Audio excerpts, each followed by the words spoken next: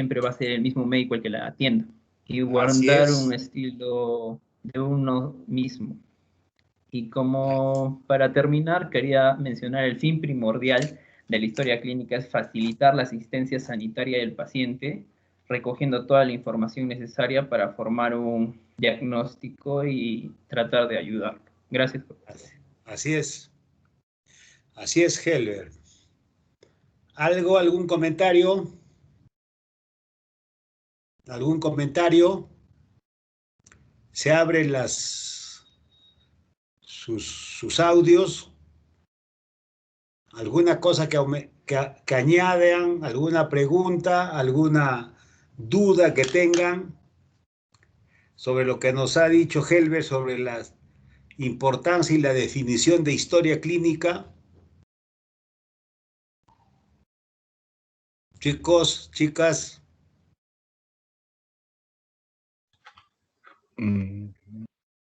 A ver, nuestro delegado va a intervenir primero. A ver, ¿qué dices, Baruch? Creo que por lo general Helber ha hecho una buena recopilación de todos los aspectos, ¿no? Primero empezando la comparación entre las definiciones, luego se ha hablado un poco de cómo podríamos, en un futuro, cómo vamos a, vamos a hacer una retrospección al pasado, como dónde vamos a utilizar ver las historias clínicas, ¿no? En este tema de tesis, de investigación. Luego, creo que a medida que avancemos un poco más con las preguntas, con la historia clínica y con el análisis, van a surgir un poco más de dudas, ¿no? Está bastante claro, doctor, creo. Vaya. ¿Y alguien quiere comentar sobre la letra que ha incidido Helber? ¿Alguien?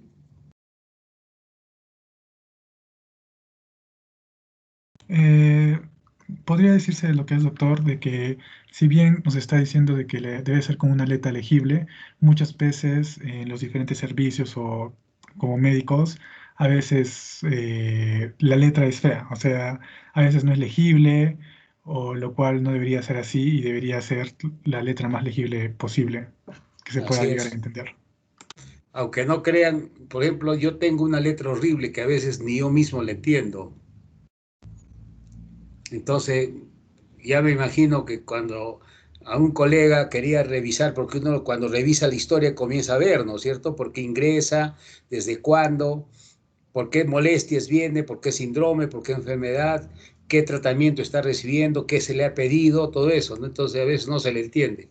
En esa medida se va a subsanar, creo, y habrán visto por la televisión que uno de los candidatos promete, por ejemplo, una historia clínica universal, que esté digitalizada todo. Entonces, en ese sentido, va a ser un poco difícil, yo sé, pero con el adelanto de la tecnología yo creo que va a ser, por lo pronto en la seguridad social eh, ya está digitalizado, o sea, parte del trabajo se hace ya está en la computadora, entonces ya casi no necesitamos el papel, ¿no? Los papeles. A veces en historias clínicas se hacía verdaderos tomos.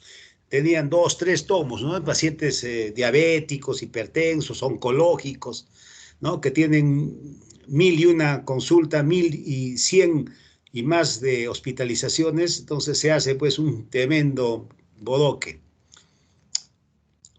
Esa es la idea ahora de digitalizarla todo. Todavía va a ser, pero ya ustedes será el trabajo de ustedes básicamente. Bien, Carlos Andrés, bien. El siguiente o la siguiente, por favor. Les recuerdo que pueden activar su cámara y podemos para conocernos. ¿Quién sigue? Yo, doctor, Le una tocaría pregunta. a Disculpa. Isabel. A ver, Isabel.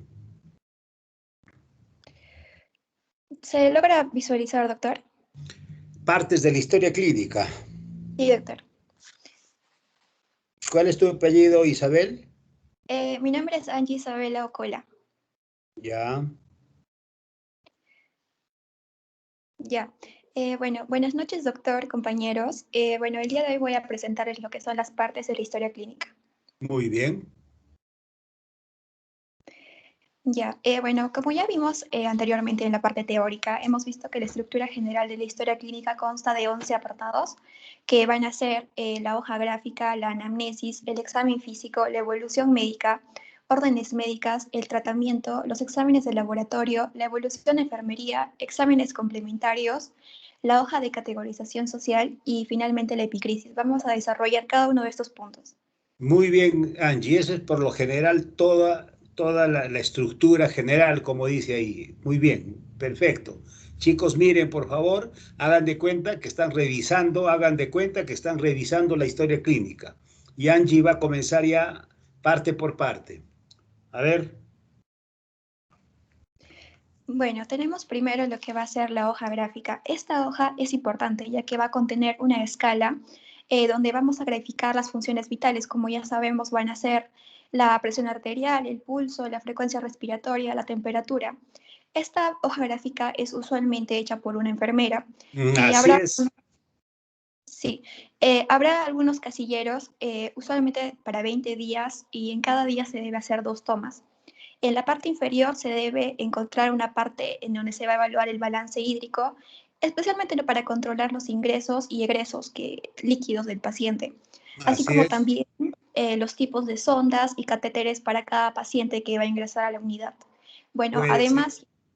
además también tenemos que la hoja gráfica debe incluir el número de la historia clínica, la cama, los nombres y apellidos del paciente, el servicio en el que se encuentra, la edad y la fecha de ingreso. Así es. Así es. Solo aumentando lo que dijo Angie, aumentando, eso lo maneja enfermería, pero lo utilizamos nosotros. Es la primera hoja, cuando abrimos, ahí encontramos, peste, ¿por qué ha hecho este pico febril si estaba 4 días sin fiebre? ¿Por qué ha hecho este pico?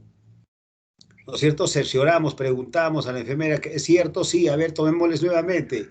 Y sigue siendo, entonces ya nos preguntamos por qué, ¿no? Y con el balance hídrico, es decir, cuánto ingresa, cuánto ha recibido, incluso se le puede colocar, se coloca de hecho, si se les ha puesto alguna transfusión sanguínea, ya sea paquete globular, ya sea paquete concentrado plaquetario o plasma fresco, que son las 3 cosas que se ponen. También se suele colocar ahí, es tan importante eso cuando me hagan antecedentes, por ejemplo, alergia. Entonces, lo primero que pone, incluso en la tapa de la historia, la enfermera pone con un esparadrapo, alérgico a penicilina. Entonces, ya ustedes miran primero y jamás se les va a ocurrir indicar algún derivado, una penicilina, ¿no? Un betalactámico que se llama. Sigue, Angie, sigue. Bueno, como segundo apartado tenemos la parte de anamnesis. Bueno, esta se va a dividir principalmente en 5 partes, las cuales van a ser, primero tenemos a la afiliación, que va a ser los datos del paciente, los cuales pueden ser su nombre, edad, sexo, raza, religión, su estado civil, su ocupación, su grado de instrucción, su procedencia, así como también su domicilio, la fecha en la que ingresó al servicio y el informante. Y también su fecha de nacimiento. Tenemos también el tiempo de la enfermedad. En este vamos a establecer desde cuándo el paciente viene presentando estos signos y síntomas. Tenemos también, como ya mencioné, los signos y síntomas principales que va a indicar el paciente, así como también los signos que vamos a ver como médicos, ¿no? Tenemos la enfermedad actual o relato, en el cual, como ya se dice también, es una descripción ordenada y detallada y cronológica de la enfermedad. Y Cronológico. bueno, sí, también se debe incluir, así como también factores que alivian o agravan sus molestias. En esta parte se le debe preguntar al paciente a qué va a atribuir su enfermedad, así como también tenemos que establecer el curso seguido de la enfermedad, algunas concomitancias, algunos tratamientos previamente recibidos, complicaciones, y es importante también mencionar las funciones biológicas como el apetito, la sed, orina, heces o sueño. Y tenemos también finalmente lo que es los antecedentes, que podemos dividirlos en 2 grupos, como ya sabemos, los antecedentes personales y los antecedentes familiares. En los antecedentes personales vamos a ver los antecedentes fisiológicos, ginecológicos, obstétricos, hábitos nocivos, alimentación, vivienda y los psicosocioeconómicos y finalmente los patológicos. Y bueno, y en familiares, algunas concomitancias que va a ver en sus padres, en sus hijos, etc. Angie, un minutito. Anamnesis significa conversar, ¿no? Es lo que está haciendo tu colega ahí en ese diagrama a mano derecha, ¿no es cierto? Está conversando. Sí, doctor. Y en la conversación lo que obtenemos son básicamente síntomas, ¿no es cierto? ¿Cierto, Sí. Angie? ¿Y el síntoma es subjetivo u objetivo? No, no, los síntomas son lo que el paciente nos indica y que no lo Por podemos eso, ver. ¿son subjetivos o son objetivos? Los síntomas o los signos. Ajá. Los síntomas me parece que van a ser subjetivos y los signos objetivos. Muy bien. Entonces, en lo particular, a mí me iba en eso cuando ponemos en la anamnesis signos y síntomas. A mí no me parece que deberíamos poner signos, pero ya lo han hecho costumbre. Pero ahí básicamente la anamnesis corresponde a síntomas. ¿Te das cuenta, Angie? Sí, doctor. Ya costumbre lo hemos hecho como signos y síntomas, pero lo que básicamente va ahí son síntomas. Los signos ya los pondrás en el examen físico, ¿no es cierto? Ya los signos son objetivos, lo que encuentras en tu examen físico. El resto está correcto, la afiliación y todo eso. Sigue Angie. Le digo, es mi percepción, la mía, la mía.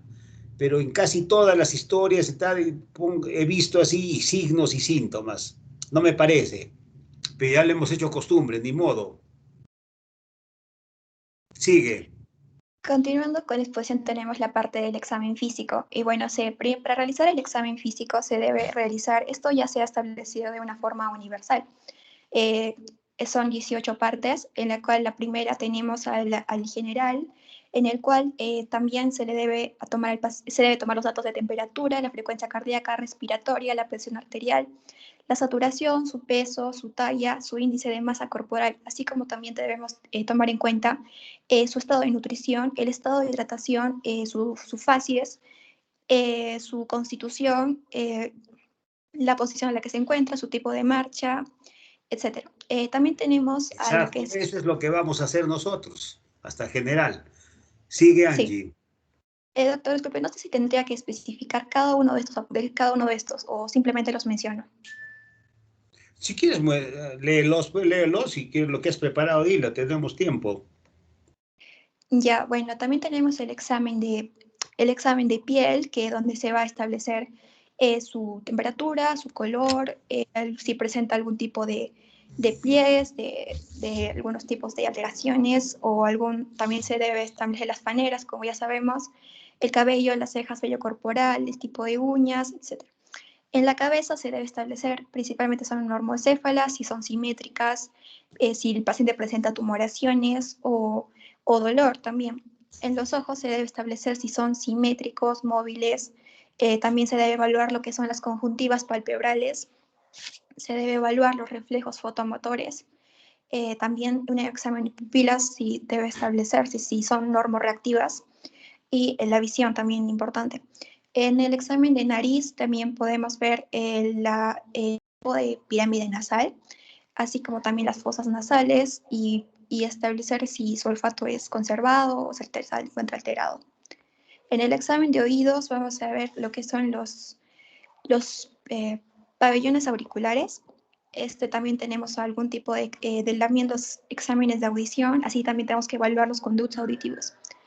También tenemos el examen de boca, que debe ser normalmente central, simétrica, ver los labios, las mucosas, la lengua y también importante las piezas dentarias. En el caso del examen de orofaringe vamos a ver lo que es las amígdalas, donde vamos a ver si la orofaringe se encuentra congestiva, la úvula también se debe ver. En el examen de cuello debemos a 2 pasos, tenemos a la inspección y a la palpación. En la inspección vamos a ver si el cuello es cilíndrico o no, si es central, debe ser móvil, sin tumoraciones, debe evaluarse si presenta ingurgitación yugular, que debe ser negativa. También se debe a la palpación, se debe palpar la tiroides. También se debe evaluar la tensión en el esternocleidomastoideo.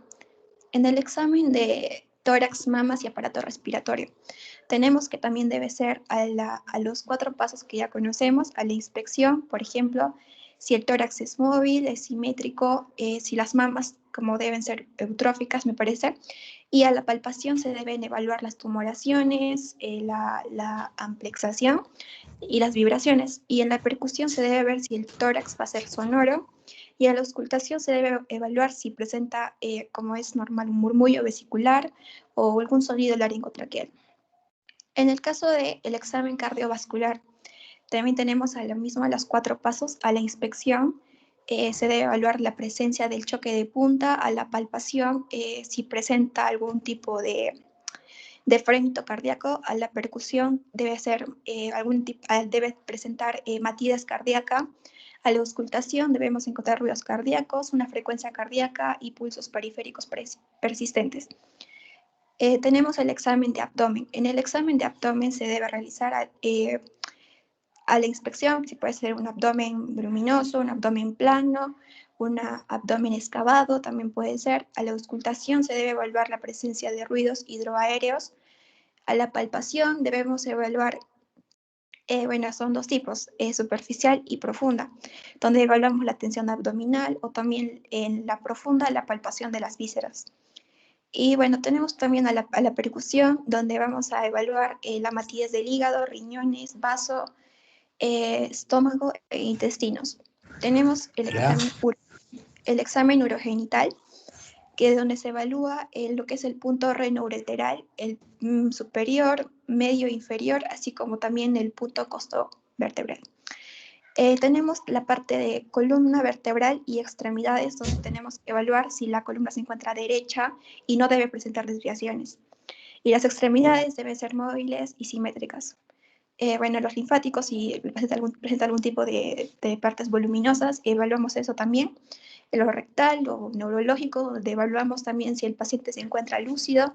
Debemos evaluar si el paciente presenta una orientación en el espacio, una orientación en el tiempo, así como también debemos evaluar signos meningios, como por ejemplo va a ser el signo de Kernick, el signo de Brusinski, los cuales en una persona normal deben encontrarse ausentes. Y finalmente tenemos que establecer una impresión diagnóstica, que es lo que después de realizar todo este examen podemos evaluar del paciente, podemos determinar del paciente. Bien, Angie, perfecto, perfecto lo que has dicho. Tenemos también la parte de la evolución médica. La evolución médica es normal, sí, está bien. La evolución médica va a ser escrita por el interno o residente o por el mismo médico y será cada vez de mayor tamaño entre más tiempo el paciente se encuentre en el hospital. En este caso puede incluir, como nos mencionó el doctor, que puede ir una nota de ingreso, la cual en esta parte vamos a encontrar que va a incluir una anamnesis resumida y un examen físico resumido actual, es como el paciente va a presentar en el estado que ingresó a emergencia. Así es. Tenemos las órdenes médicas. En las órdenes médicas vamos a ver que es una sola hoja. Sí, una sola hoja de 3 columnas en la cual les va a indicar la fecha de indicación de la orden, la fecha de recepción y el tipo de orden que se le da. Por ejemplo, se le puede indicar un cultivo, un hemograma, así, así. Muy bien. Tenemos muy bien, Angie. Parece que hubieses trabajado en un hospital. Ya, tenemos a la parte de tratamiento. En la parte de tratamiento tenemos, bueno, de la misma manera como también en las órdenes médicas tenemos que va a haber una fecha que se le va a establecer el tratamiento, la fecha de inicio, la fecha de término, y el tipo de tratamiento que se le va a indicar al paciente. En estos casos se debe cerrar el cuadro cuando termina el tratamiento, se le debe cerrar el cuadro. Y si encontramos que ese cuadro no está cerrado, es porque el tratamiento sigue vigente y el paciente todavía debe estar consumiéndolo. Con respecto a los exámenes de laboratorio, en estos normalmente son 2 hojas, en los cuales en la primera hoja se va a colocar lo que son los exámenes hematológicos como el hemograma y todo eso lo relacionado. Tenemos al reverso que debe realizarse en los exámenes de orina, sedimentos. Y bueno, en la segunda hoja va a incluir lo que son exámenes bioquímicos como exámenes de glucosa, proteínas, etc. Y finalmente, al reverso de exámenes bioquímicos irá a los cultivos. Tenemos la evolución de enfermería. Esto va a ser similar a lo que va a ser la evolución médica. Pero va a ser a cargo de un enfermero y normalmente esto se realiza durante la noche, ya que son las enfermeras las que se quedan durante todo ese periodo. En este caso, las enfermeras van a escribir de color rojo durante la noche y durante el día de color azul. Muy bien. Bueno, algunos exámenes complementarios que se le realiza al paciente, por ejemplo, vamos a ver lo que son los informes radiológicos, como el de las radiografías, tomografías, resonancias magnéticas.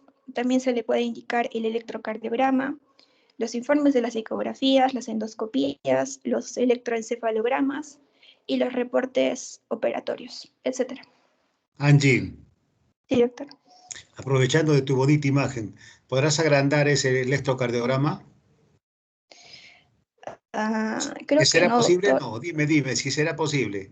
Creo que no, doctor, disculpe. Ya, entonces les digo, mire, este es el típico electrocardiograma para aprovechar, el típico, si tú me ayudas, Angie, con tu cursor, a la mano izquierda, en la primera fila, mano izquierda, arriba en el ángulo superior, ahí, esos son los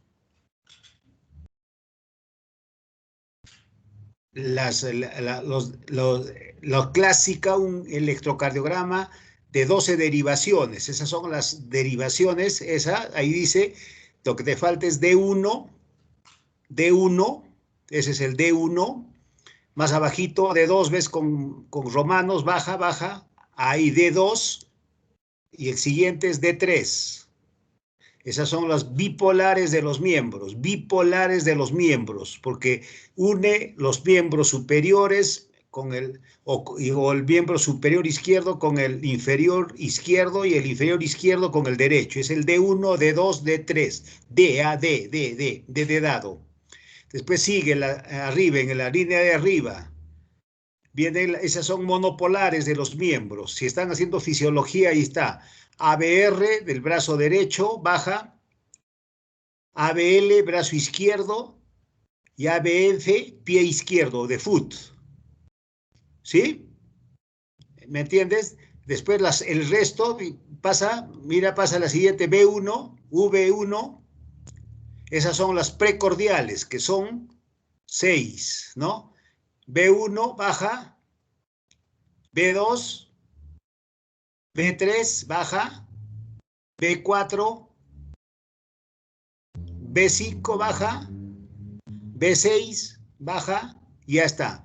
Si tú sumas 3, 3, 6, y 3, 9 y 3, 12, de 12 derivaciones.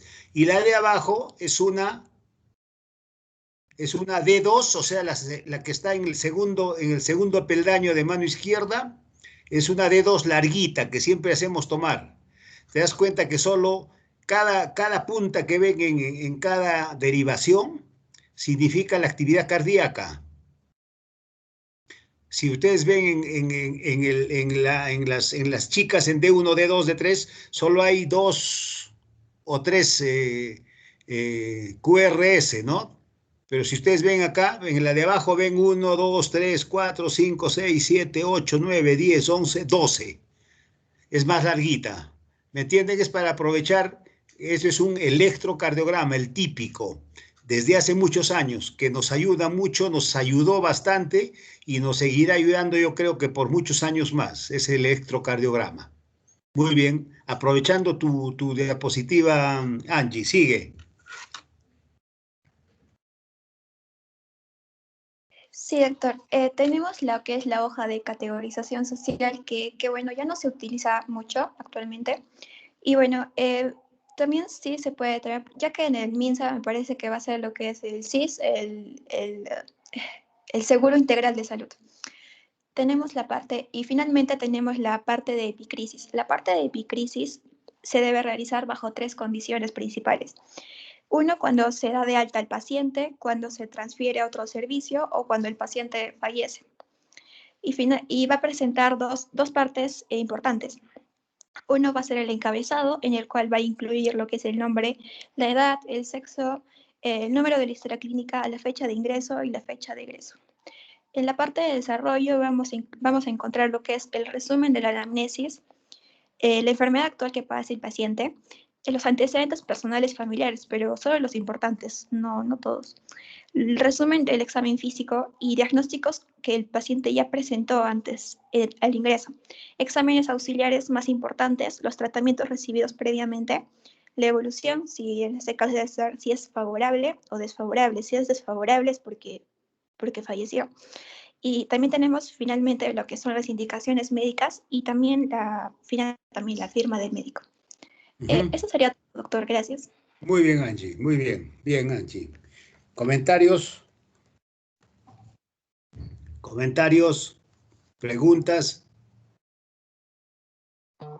¿Nada? Doctor, ¿Anel? sí, tengo una duda en general. Por ejemplo, en la parte del relato, ¿qué haríamos o cómo actuaríamos si un paciente viene y no sabe hablar español? O sea, sabe hablar quechua, solo quechua o aymara, o peor que sería sordomudo. ¿Cómo se haría? Bueno, bravo, ¿no? Bueno, si es sordomudo, tú sabes que los sordomudos se comunican con la mímica, ¿no es cierto? Con movimientos, ¿no? Si tú, ¿no? Te pueden decir eso, más o menos tendrás que entender, ¿no? De repente vienen con un intérprete, que es su mamá o familiar cercano y que nos puede ayudar en cierta medida. Si es quechua hablante, yo he vivido por esa experiencia, porque fui a hacer mi serum, mi cesigre en ese tiempo, a un pueblo quechua hablante. No, donde hablaban también castellano, pero la gente del campo era quechua hablante. Entonces, ¿cómo se subsana eso? Usualmente trabajamos con una técnica, un técnico de enfermería, que sí sabía quechua, entonces nos traducía. El problema es que el traductor a veces puede tomar digamos, puede interpretar de alguna manera y a nosotros nos hace medio trastrabillar. ¿Te das cuenta? Anel. Sí, doctor. Mira, tu pregunta es valedera completamente y es real. De repente les va a ocurrir a ustedes. No sé si sabrán quechua, ¿no? Inglés sí deben saber, me imagino. También les va a tocar un paciente que venga y que sepa inglés, o que de repente sabe francés o sabe italiano. También es el mismo problema. Si no lo saben y no saben italiano, tendrán que recurrir a la pariente, a la esposa o a la pareja a la que viene acompañando. Ese es como subsanamos, pero como te digo, siempre el traductor trata y sobre todo como trabaja en el ambiente de medicina, él trata de interpretar de alguna manera ya, de interpretar. Es el problema que ya sabe de medicina, sabe, y ha escuchado algunos términos, y ha visto las disquisiciones que hace el médico para llegar, entonces ya puede introducirte en eso. Ese es el problema. ¿Bien, Anel? Sí, doctor, gracias. Ya. Muy bien. ¿Te das cuenta cómo enriquecemos con sus preguntas? O sea, sus preguntas no son en vano. Muy bien. Si no hay... Doctor, Lía, sí, a ver, doctor, ¿qué en dice Lía? cuanto, bueno, mi pregunta es un poco más específica. Por ejemplo, en el examen físico se pone, digamos, en los ojos lo que se considera también es si tiene la vista conservada o está disminuida, pero en caso si el paciente use lentes, le pongo al paciente como que vista disminuida y miopía, digamos, o le pongo en antecedentes. En los antecedentes ya vas a poner, ¿no es cierto?, que sufre miopía, por lo cual utiliza lentes correctores. Muy bien. O tiene astigmatismo o tiene presbicia, ¿de acuerdo? Y el paciente usualmente lo sabe. Ahora, como nos dijo Angie, tú le puedes decir, pues, ¿no? Lo más fácil, cuenta dedos, ¿no? A ver, cierre su ojito derecho, solo míreme con el izquierdo. ¿Cuántos dedos estoy mostrando? Es lo que hace el oftalmólogo, así. ¿Cuántos dedos? Uno, a dos. Dos, perfecto. Tres, perfecto. A ver, cierre al revés. Cierre el izquierdo y el derecho. ¿Cuántos? Uno, dos, tres. ¿Ya? Por lo menos eso cuenta dedos. Igualito puede ser el sentido del oído. ¿no es cierto? Yo sufro un poquito, me está disminuyendo la audición en el oído izquierdo. Ah, muy bien, a ver, tápese acá, le hablo. Entonces tengo que gritarle. Paciente Ramón, señor Ramón, no me escucha. A ver, el otro oreja, señor Ramón, igual. Es un examen, digamos, muy general, porque si ya vamos a querer hacer un examen ya más preciso, obviamente tenemos que hacerle una consulta, y ahí faltaba notarle un poquito, Angie. Habría que anotar también las interconsultas que se hacen, ¿no es cierto? Si es el problema otorrino, le haremos a otorrino. Si es a oftalmo, le haremos a oftalmo. Si es a cirugía plástica, cirugía plástica. Si es a cuello, cabeza y cuello, le haremos a cabeza y cuello. A cardiovascular, para que nos evalúe desde el punto de vista cardiovascular, a cardiovascular, ¿no? En general, lo que tratamos de hacer es un examen, como su nombre lo dice, general y por sistemas, siguiendo esos pasos que nos ha dicho Angie, ¿no es cierto? Inspección, palpación, percusión, auscultación. Los 4 pasos que son universales para el examen físico. ¿De acuerdo? Muy bien. Sí, doctor. Muy bien, Lía. Perfecto. Ya vamos preparando el siguiente o la siguiente.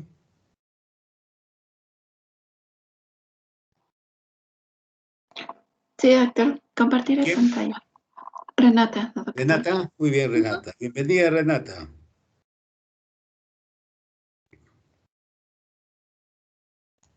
Muy bien, Renata. Renata Judith.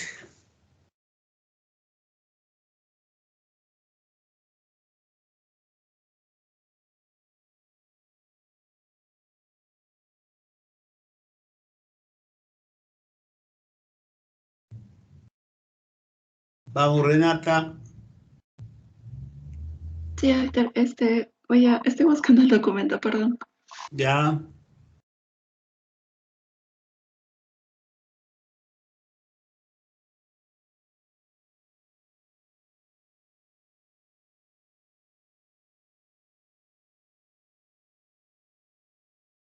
Ya está cargando, me parece.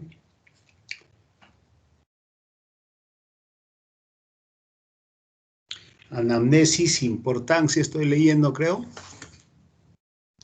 Sí, doctor. ¿Se puede ver la pantalla?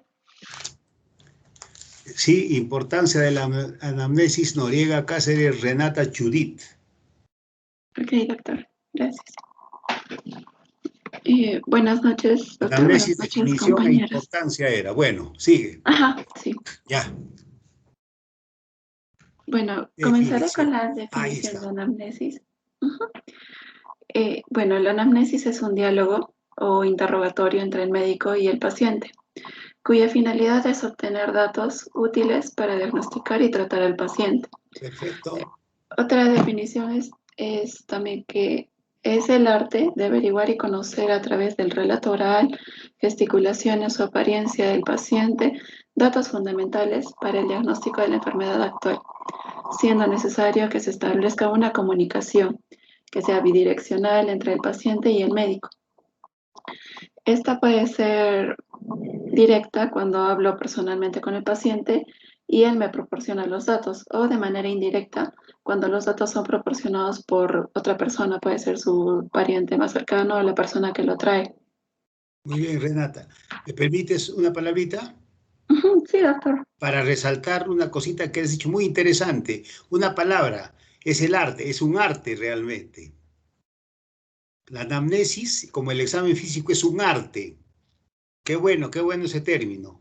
Después, esa comunicación bidireccional entre el paciente y el médico. Perfecto. Y cuando has puesto acá los datos directo e indirecta, y antes hablamos en cierta medida lo que preguntó tu compañera, en el sentido de que, por ejemplo, el traductor, ¿no? Ya casi sería una anamnesis indirecta, ¿no? Con el traductor o con el que me está traduciendo lo que me quiere decir el paciente, en este caso sordomudito, ¿no? Bien, muy bien, Renata. Gracias. Continuando, también hay deberes.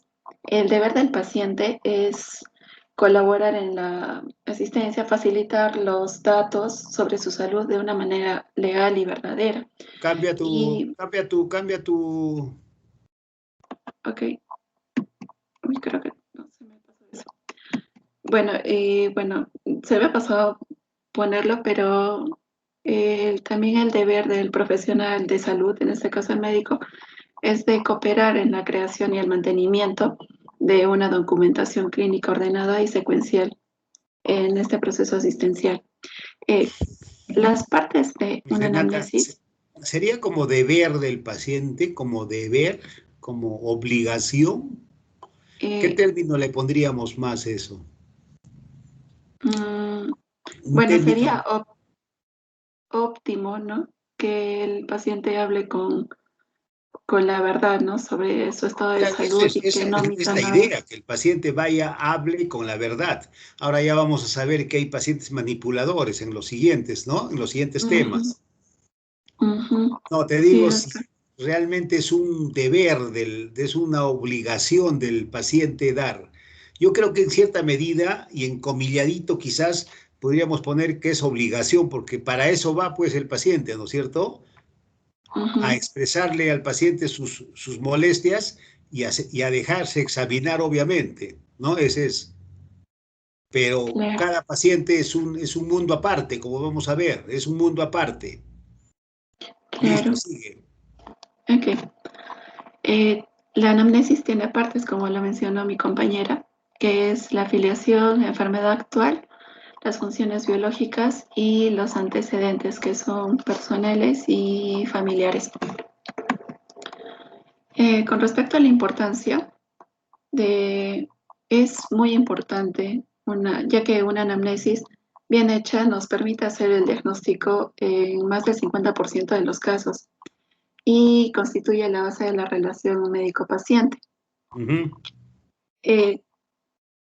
Es importante que el médico denote seguridad, ya que se establece un vínculo al momento de realizar este interrogatorio y si el médico no denota esa seguridad, el paciente no va a confiar en él y esta confianza es muy importante porque el paciente como que no va a querer contar algunas cosas y eso nos va a alejarnos de un diagnóstico certero y brindar pues, un buen tratamiento y una evolución del paciente.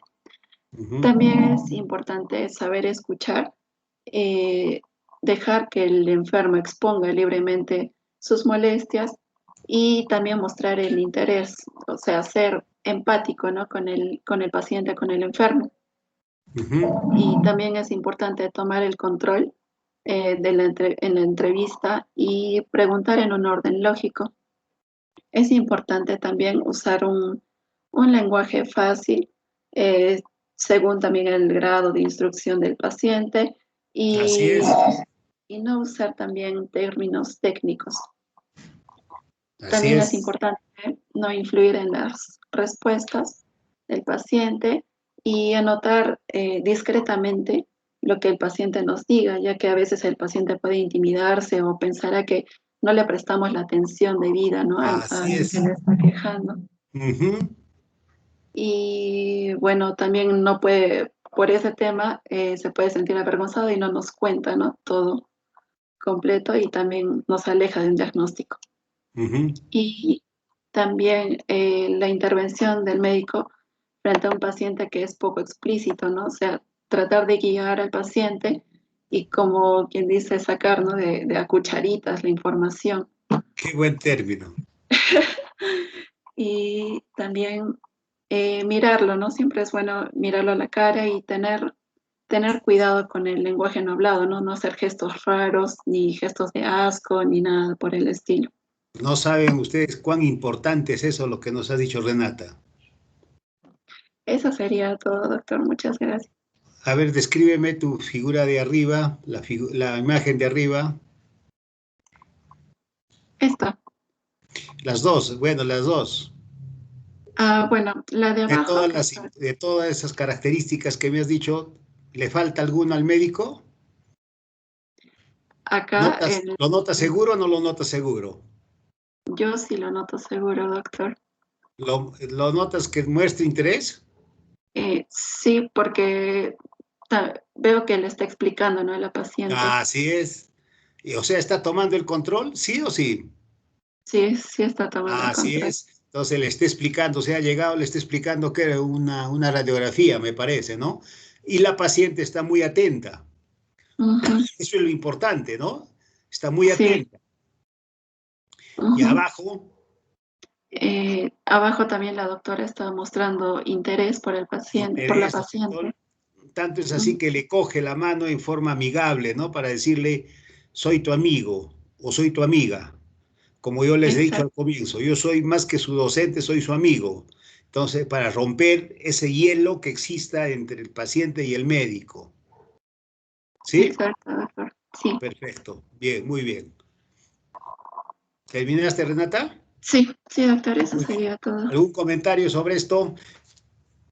¿Algún comentario? Doctor, yo tengo una duda. A ver, Joaquín. Sí, doctor. Si en el caso que nos mencionó de que no compartamos el mismo lenguaje que el paciente y necesitemos de un traductor, ¿cómo sería la forma más óptima de obtener la información del paciente si es que el traductor de repente no puede generar la confianza con él Eh, o sí, nosotros no medio que la podemos? confianza ahí se resquebraja un poco, Joaquín, Ujú. porque ya estarías haciendo casi una, como hemos dicho, una anamnesis indirecta, ¿no? A través de un traductor. Pero en lo posible, nosotros tenemos que seguir esos lineamientos que nos ha dicho Renata, ¿no?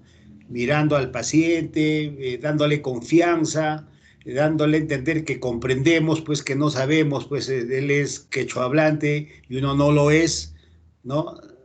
Es la culpa de nosotros de no saber un idioma nativo. Bueno, pero de todas maneras se rompe un poquito, ¿no? Esas características que debe tener cuando el hablar entre nosotros es fluido, ¿no? Es fluido, viene y va, viene y va, viene y va. Medio que se rompe ahí esa relación. ¿Algo más? Sí, doctor, yo tengo una pregunta. A ver, Angie. Bueno, sí, bueno, como ya mencionamos, bueno, como ya he dicho, bueno, en el caso de los niños, más que todo, siempre es la mayoría que se hace la anamnesis, ¿no? A lo que se pregunta a la mamá. Y en el caso de que un niño sea, o sea, poco comunicativo con su mamá o como son los síntomas que no se pueden ver, solo los va a sentir el paciente, ¿cómo en ese caso podemos decir, cómo podemos hacerle llegar al médico lo que va a sentir si el niño no quiere comunicarlo ni a su mamá? Bueno, yo te voy a decir de mi experiencia, ¿no? Cuando fui interno, cuando hacía mi cesigra. El niño no te va a dar datos hasta los 5 o 6 años. Quizás un niño muy despierto, ya desde los 7 años te diga, ¿no? Me duele acá mi barriguita, me duele la cabeza, en fin, ¿no? Antes te lo va a dar, te lo va a decir la mamá, está llorando y se queja de dolor y está con diarrea.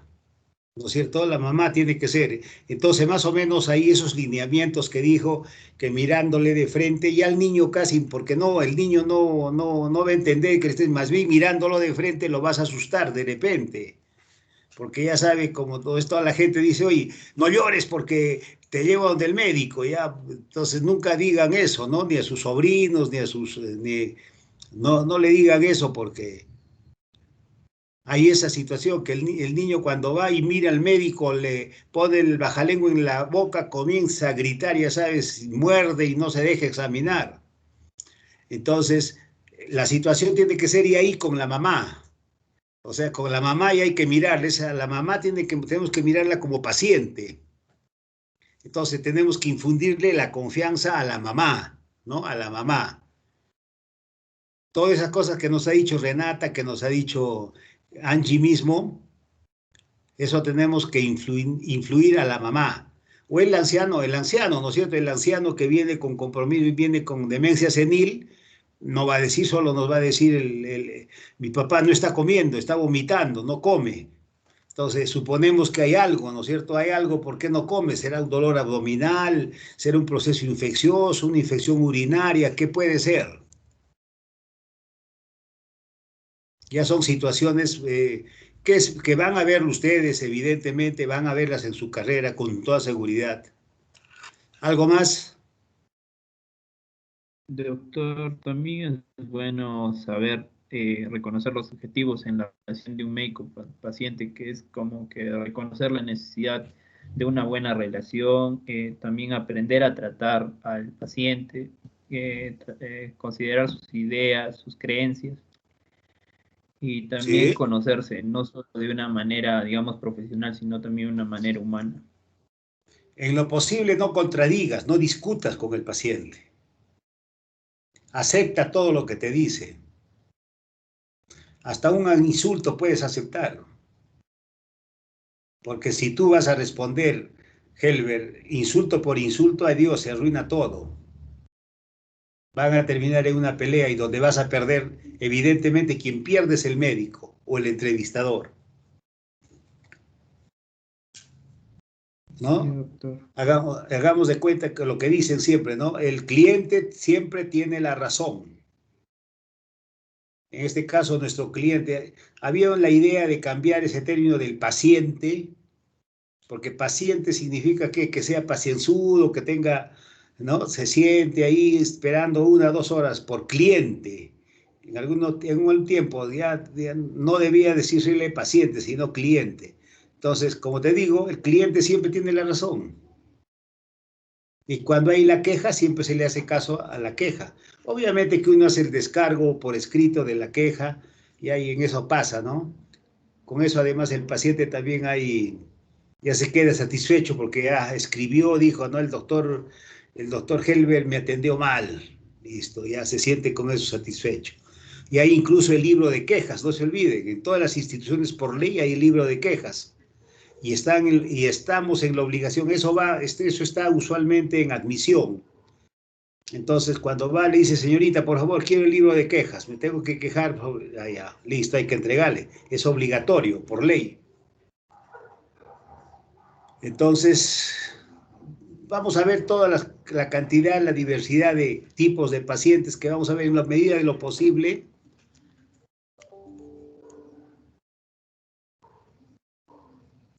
Porque el tiempo tampoco no nos alcanza para más. ¿Algo más?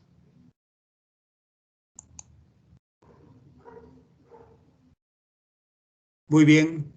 La siguiente o el siguiente, ¿a quién le toca? A mi doctor, Camila. Camila. Muy bien, Cami.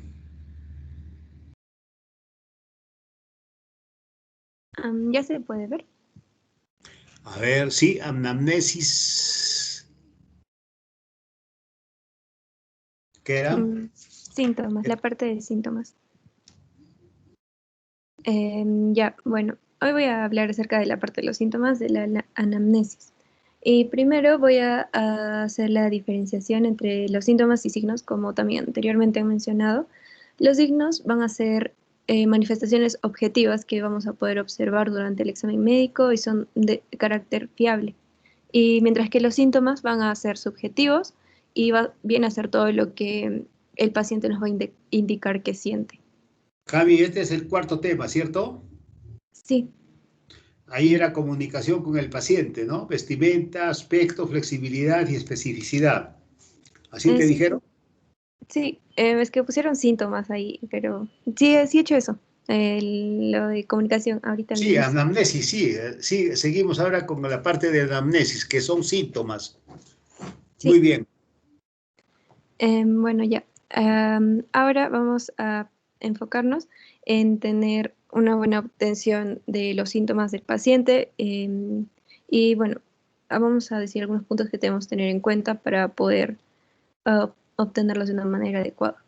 Primero, es importante preguntarle el nombre al paciente y los demás datos personales. Y esto es importante, creo yo, porque tenemos que saber que estamos tratando con una persona y no con un conjunto de síntomas, y entonces debemos darle esa sensación de confiabilidad y seguridad al paciente y de que sí nos interesa.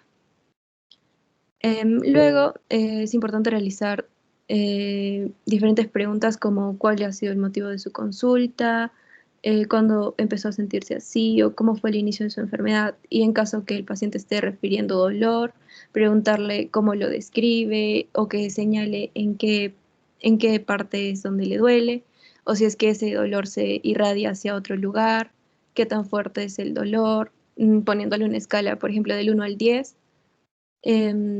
También le podemos preguntar a qué atribuye su enfermedad por la que está viniendo y si presenta alguna enfermedad anterior como cáncer, diabetes, hipertensión, o mencionarle algunas enfermedades comunes para que el paciente nos pueda indicar.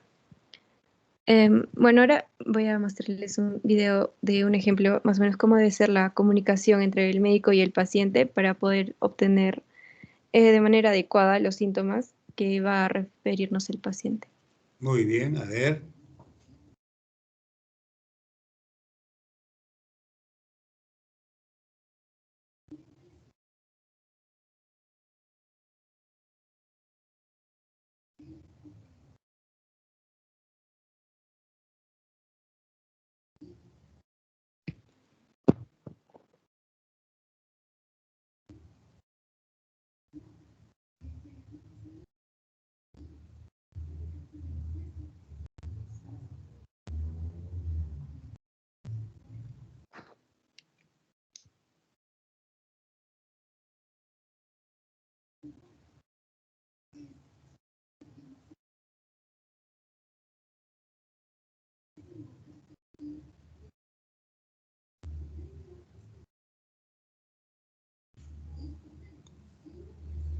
Cami, parece que Creo sigue que cargando. sí.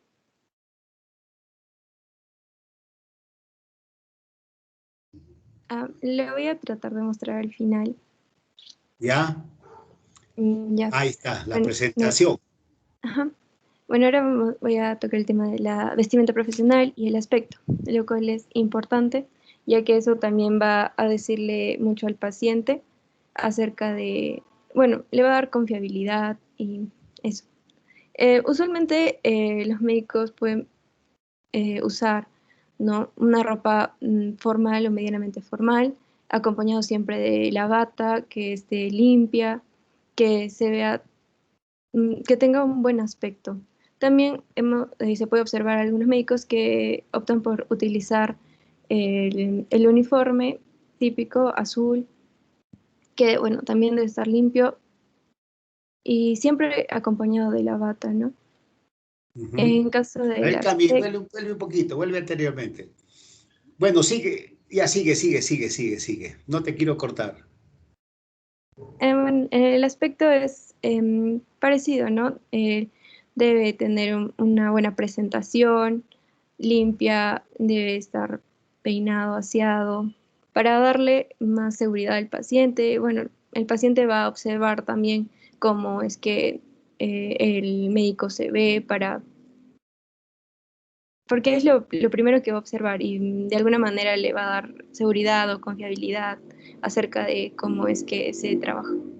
Me parece muy bien, Camila. Mm, Ahora, En vuelve un cuanto poquito, vuelve a la primera. Ya. Camila, vas a ser dentro de 10 años jefa de tu centro de salud, jefa de un servicio, jefa directora de un hospital.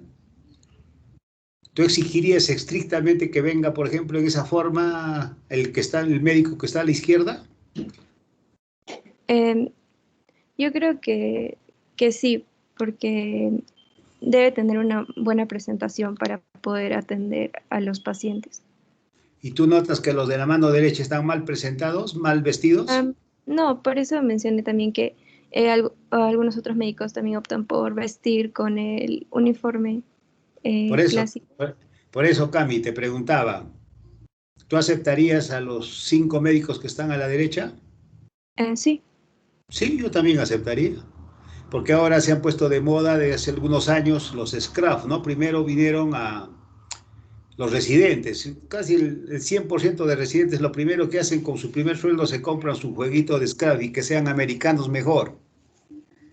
Y te digo, el que les habla también se compró y notaba que eran muy cómodos, muy cómodos. En época de frío te ponías una polera adentro y con eso era suficiente. Y en época de calor eran muy bien, se ventilan muy bien, son muy bonitos, además muy bonitos a la vista. Sigue Camila, yo también haría lo mismo. Hay gente, hay médicos que van a ver ustedes que van con corbata todos los días, ¿no? Lo cual me parece bien. Pero también ahora hay mucha costumbre, sobre todo en los de emergencia, en los que trabajan en cuidados intensivos, donde tienen que estar a la orden de, por ejemplo, de reanimar un paciente, de intubar un paciente. Entonces, más fácil les resulta trabajar con esa ropa, ¿no? Entonces, además de que sea, de repente teníamos que añadir, además de que sea limpio, como has dicho, limpia, bien planchadita, que sea cómoda, ¿no? Que sea cómoda para el paciente, o para el médico, o para el examinador en ese caso. No, ustedes siempre, nosotros, por lo menos lo que había una orden de la facultad de que nada de jeans ni nada de zapatillas, ¿no?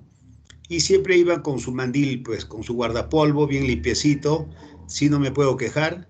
Si quería ponerse adentro hasta un scarf podía ser, no había ningún inconveniente. ¿De acuerdo? Sigue Cami. Ya, doctor, también mencionaron esta parte, ¿no?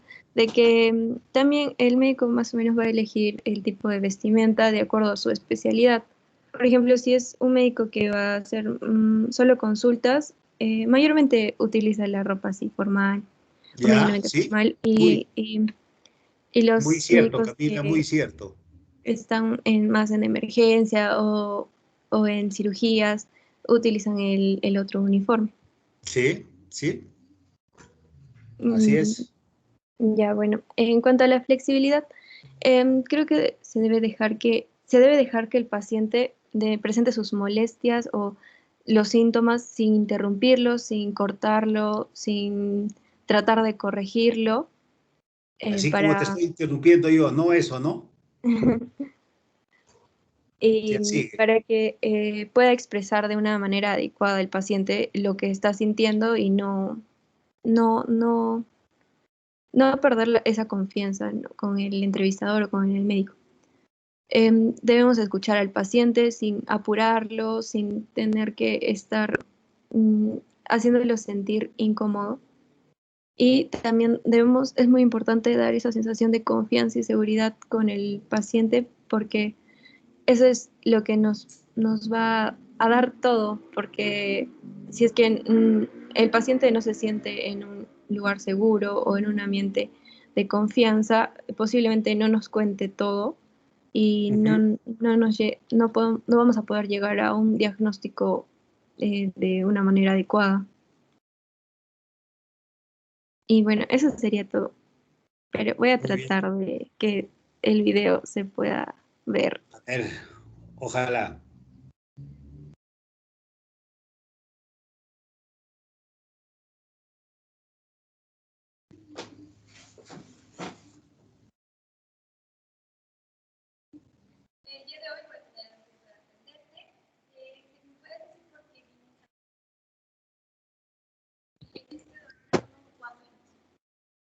No hay voz, Camil. No se escucha. Am, Cami, cuando, ¿cómo se llama? Cuando compartes audio, tienes que compartirlo por la aplicación de Teams y ahí dice compartir audio en la parte de arriba. O sea, volver a compartir pantalla. a ver, un momento.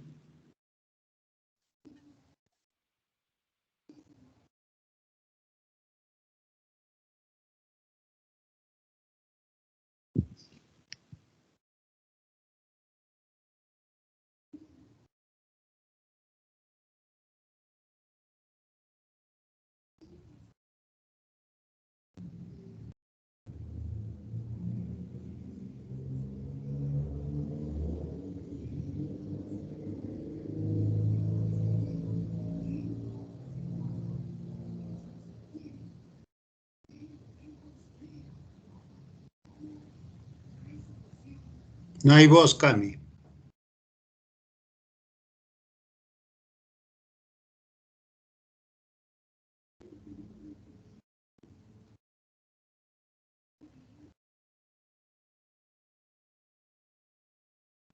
Mira la foto que te mandó el grupo.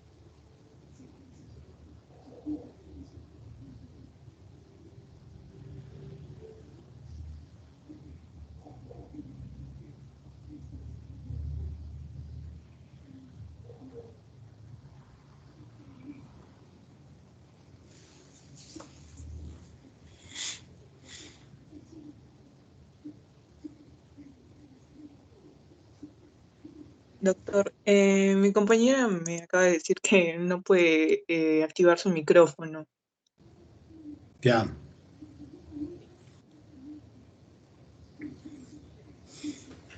Ya, Paula. Parece que no vamos a poder ver, lamentablemente, el video. ¿Sí?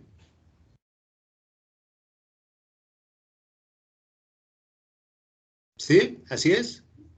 Sí, doctor, no, dice que no funciona. Muy bien. A ver, mientras tanto yo les voy haciendo, ¿no? El entrevistador, el médico, ustedes están conversando y en eso suena su celular. ¿Qué dicen ante eso? Comentarios a esa pregunta, que es muy usual ahora con el celular. Ustedes saben que andamos con el celular en el bolsillo. Están entrevistándose bien, como ha dicho, con empatía, mirando a la cara, haciéndole caso, dejando que converse, y ¡pum! Suena el celular. ¿Qué hacen ustedes? ¿Quién? Bueno, doctor, ¿Joaquín? sí, por respeto no se tendría que responder, ¿no? Y lo preferible sería tener el celular en silencio durante la entrevista. ¿El celular? Sí, no, o sea, no se tendría que responder y, bueno, lo preferible sería que nosotros tengamos el celular en silencio antes de la entrevista, ¿no? Bueno, eso. Claro, ahora pudiera ser una cosa de urgencia, ¿no? Dios nos libre, puede ser, ¿no? De alguna cosa del familiar, algo pudiera ser. De repente por un mensaje de voz, porque miren, cuando lo mejor que para ustedes para poder comentar es cuando uno es paciente.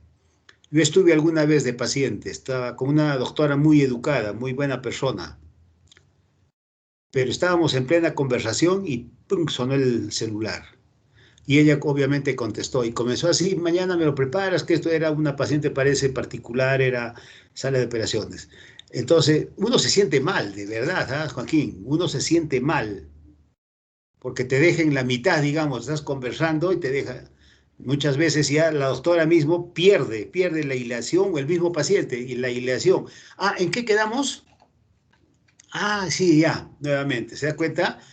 Entonces, a mí también, ¿no? No me parece. El celular pues se ha vuelto de uso obligatorio, ¿no? Prácticamente no podemos vivir sin este aparato, pero, ¿no? Este aparato, este celular, ¿no? Pero molesta, Joaquín, molesta. Si ustedes han sido a ver a pacientes alguna vez, vayan, y cuando están en la mitad, digamos, te están conversando o examinándolos igual, y suena el celular, y los dejan.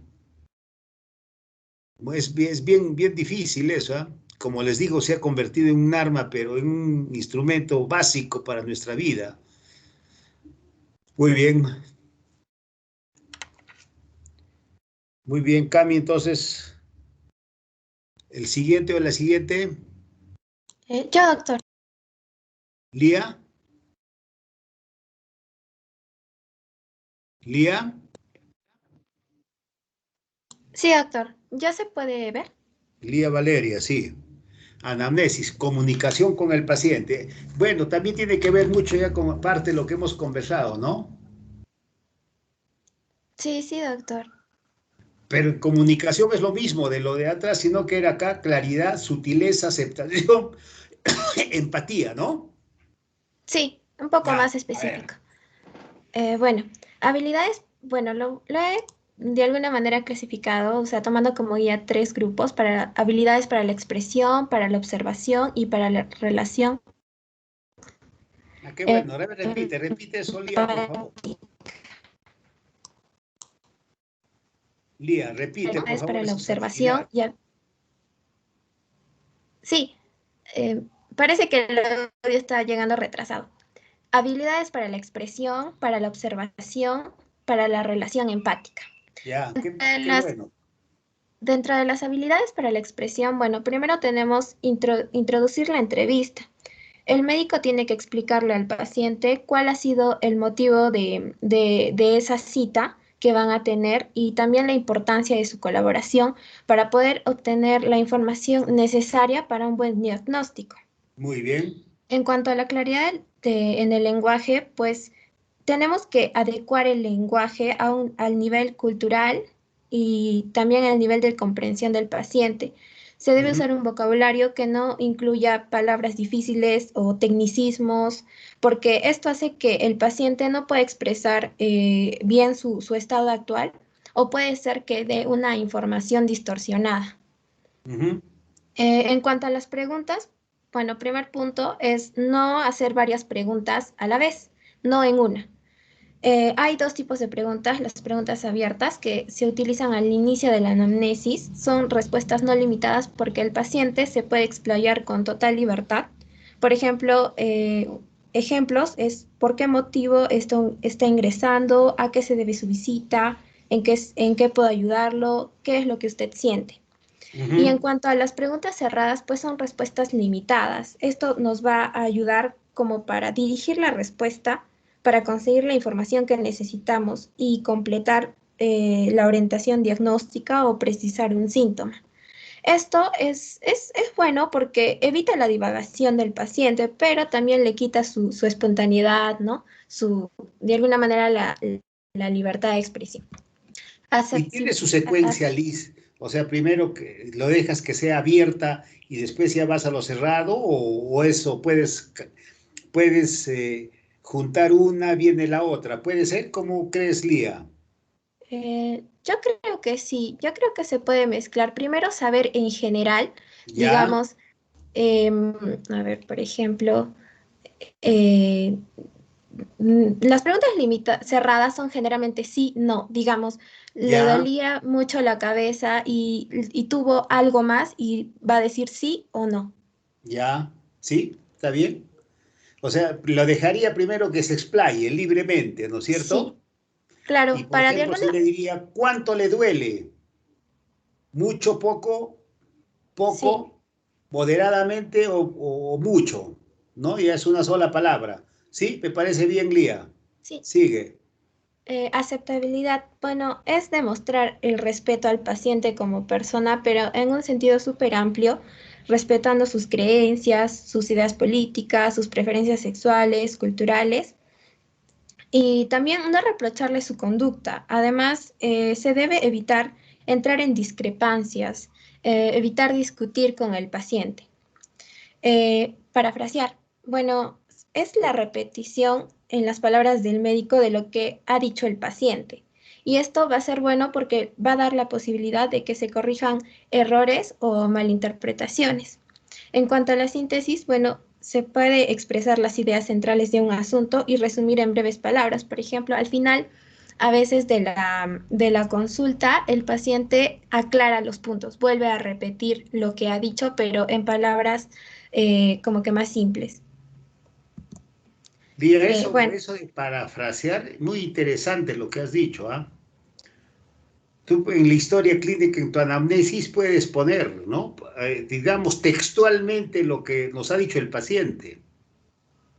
O sea, parafraseando. Y para que indiques que lo te ha dicho el paciente, eso lo encomillas. ujú, ¿Sí? Hay sí, términos que tú lo puedes poner así textualmente, parafraseando, como has dicho muy bien, eso, Lía. Pero encomíllalo, encomíllalo. ya Ya, muy doctor. bien, sigue. Bueno, en cuanto a la sutileza, he considerado estas en cuanto a los hábitos nocivos, que pueden ser preguntas incómodas para el paciente y hay que saberlas dirigir para que el paciente pueda acceder, ¿no? A responderlas. He Y decirnos la puesto verdad, en el, ¿no? sí, he puesto en cuanto al alcohol, bueno, generalmente son preguntas directas, ¿no? Si usted consume o no consume alcohol, cuál es la frecuencia, ¿no? En cuanto a las drogas, bueno, dice que es recomendable, por ejemplo, hacer la pregunta, ¿alguna vez ha probado drogas de cualquier tipo?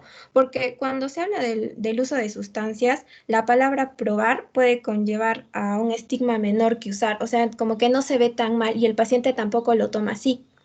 Ujú. En cuanto a la vida sexual, este tema sí es bastante incómodo para el paciente. Se recomienda generalmente para después de la entrevista, casi al final, porque para ese entonces pues ya conocemos mejor al paciente.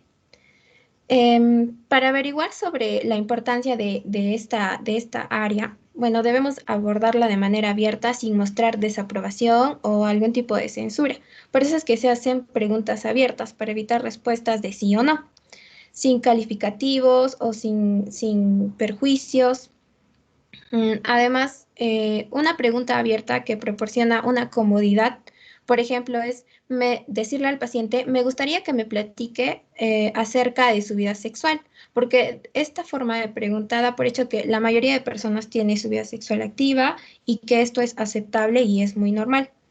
Además, aparte, o sea, de que pueda acceder o no al paciente, podemos encontrar pacientes que rechacen esas preguntas, que no las quieran responder y, y debemos pues responder con respeto. Debemos actuar de forma asertiva, aclarar que la sexualidad, bueno, es parte del estado de salud y es por eso que lo preguntamos, pero si al paciente le molesta, lo podemos dejar para otro momento. Si en caso no quiera, pues no debemos insistir.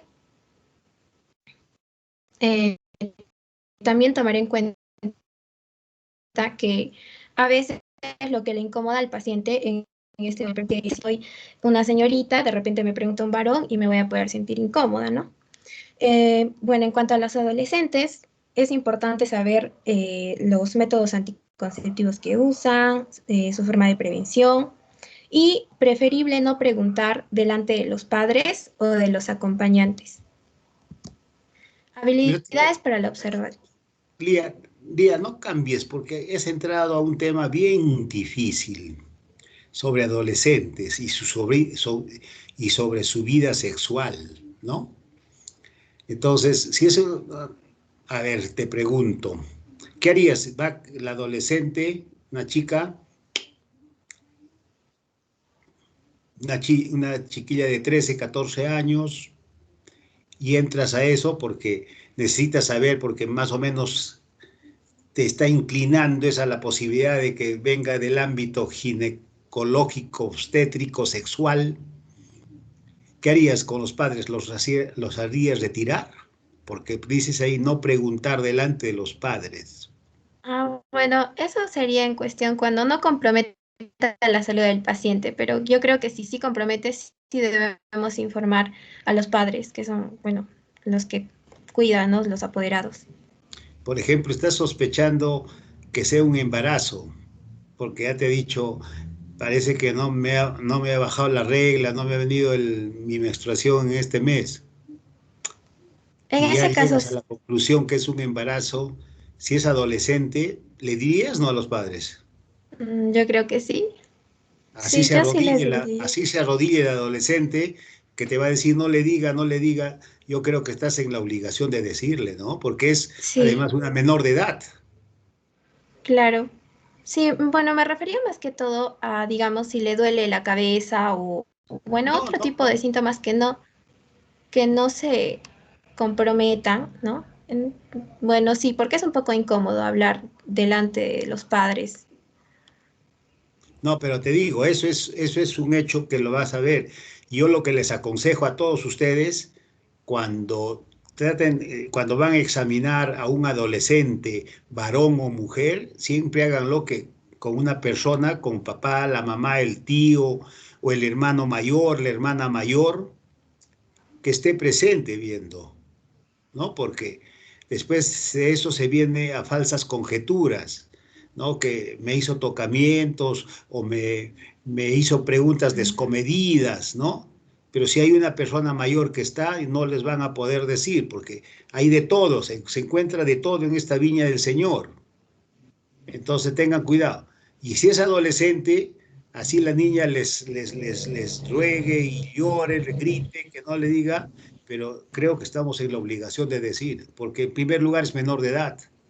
Y si no le decimos, nos podemos meter en serios problemas legales, incluyendo. ¿De acuerdo? Sí, Silvia. doctor. Sí, No, está bien que has entrado a ese tema, Lía, porque en algún momento vas a tener esa situación de atender a una niña de 14, 15 años de edad. Vas a tenerlo. Con cualquiera de mm, ustedes. Sigue, por favor. ya. Habilidades para la observación. Bueno, en cuanto a la escucha activa, debemos ser asertivos para no inhibir la expresión del paciente y ser problemas de naturaleza sensible. Y bueno, a veces, esto es relativo, mientras menos diga el médico durante la entrevista, deja hablar al paciente. En cuanto a la percepción de estado de ánimo y sentimientos del receptor, debemos captar su disposición o no a la comunicación, si tiene actitudes favorables o también de rechazo. También debemos captar la expresión, o sea, tanto la expresión verbal como la extraverbal, por ejemplo, la corporal, de repente su cara, cómo está el paciente, se nota preocupado. Y en cuanto a los estados de ánimos, de repente el paciente está decaído y no debemos permanecer indiferentes o estáticos, sino esto podría influenciar en el paciente, ¿no?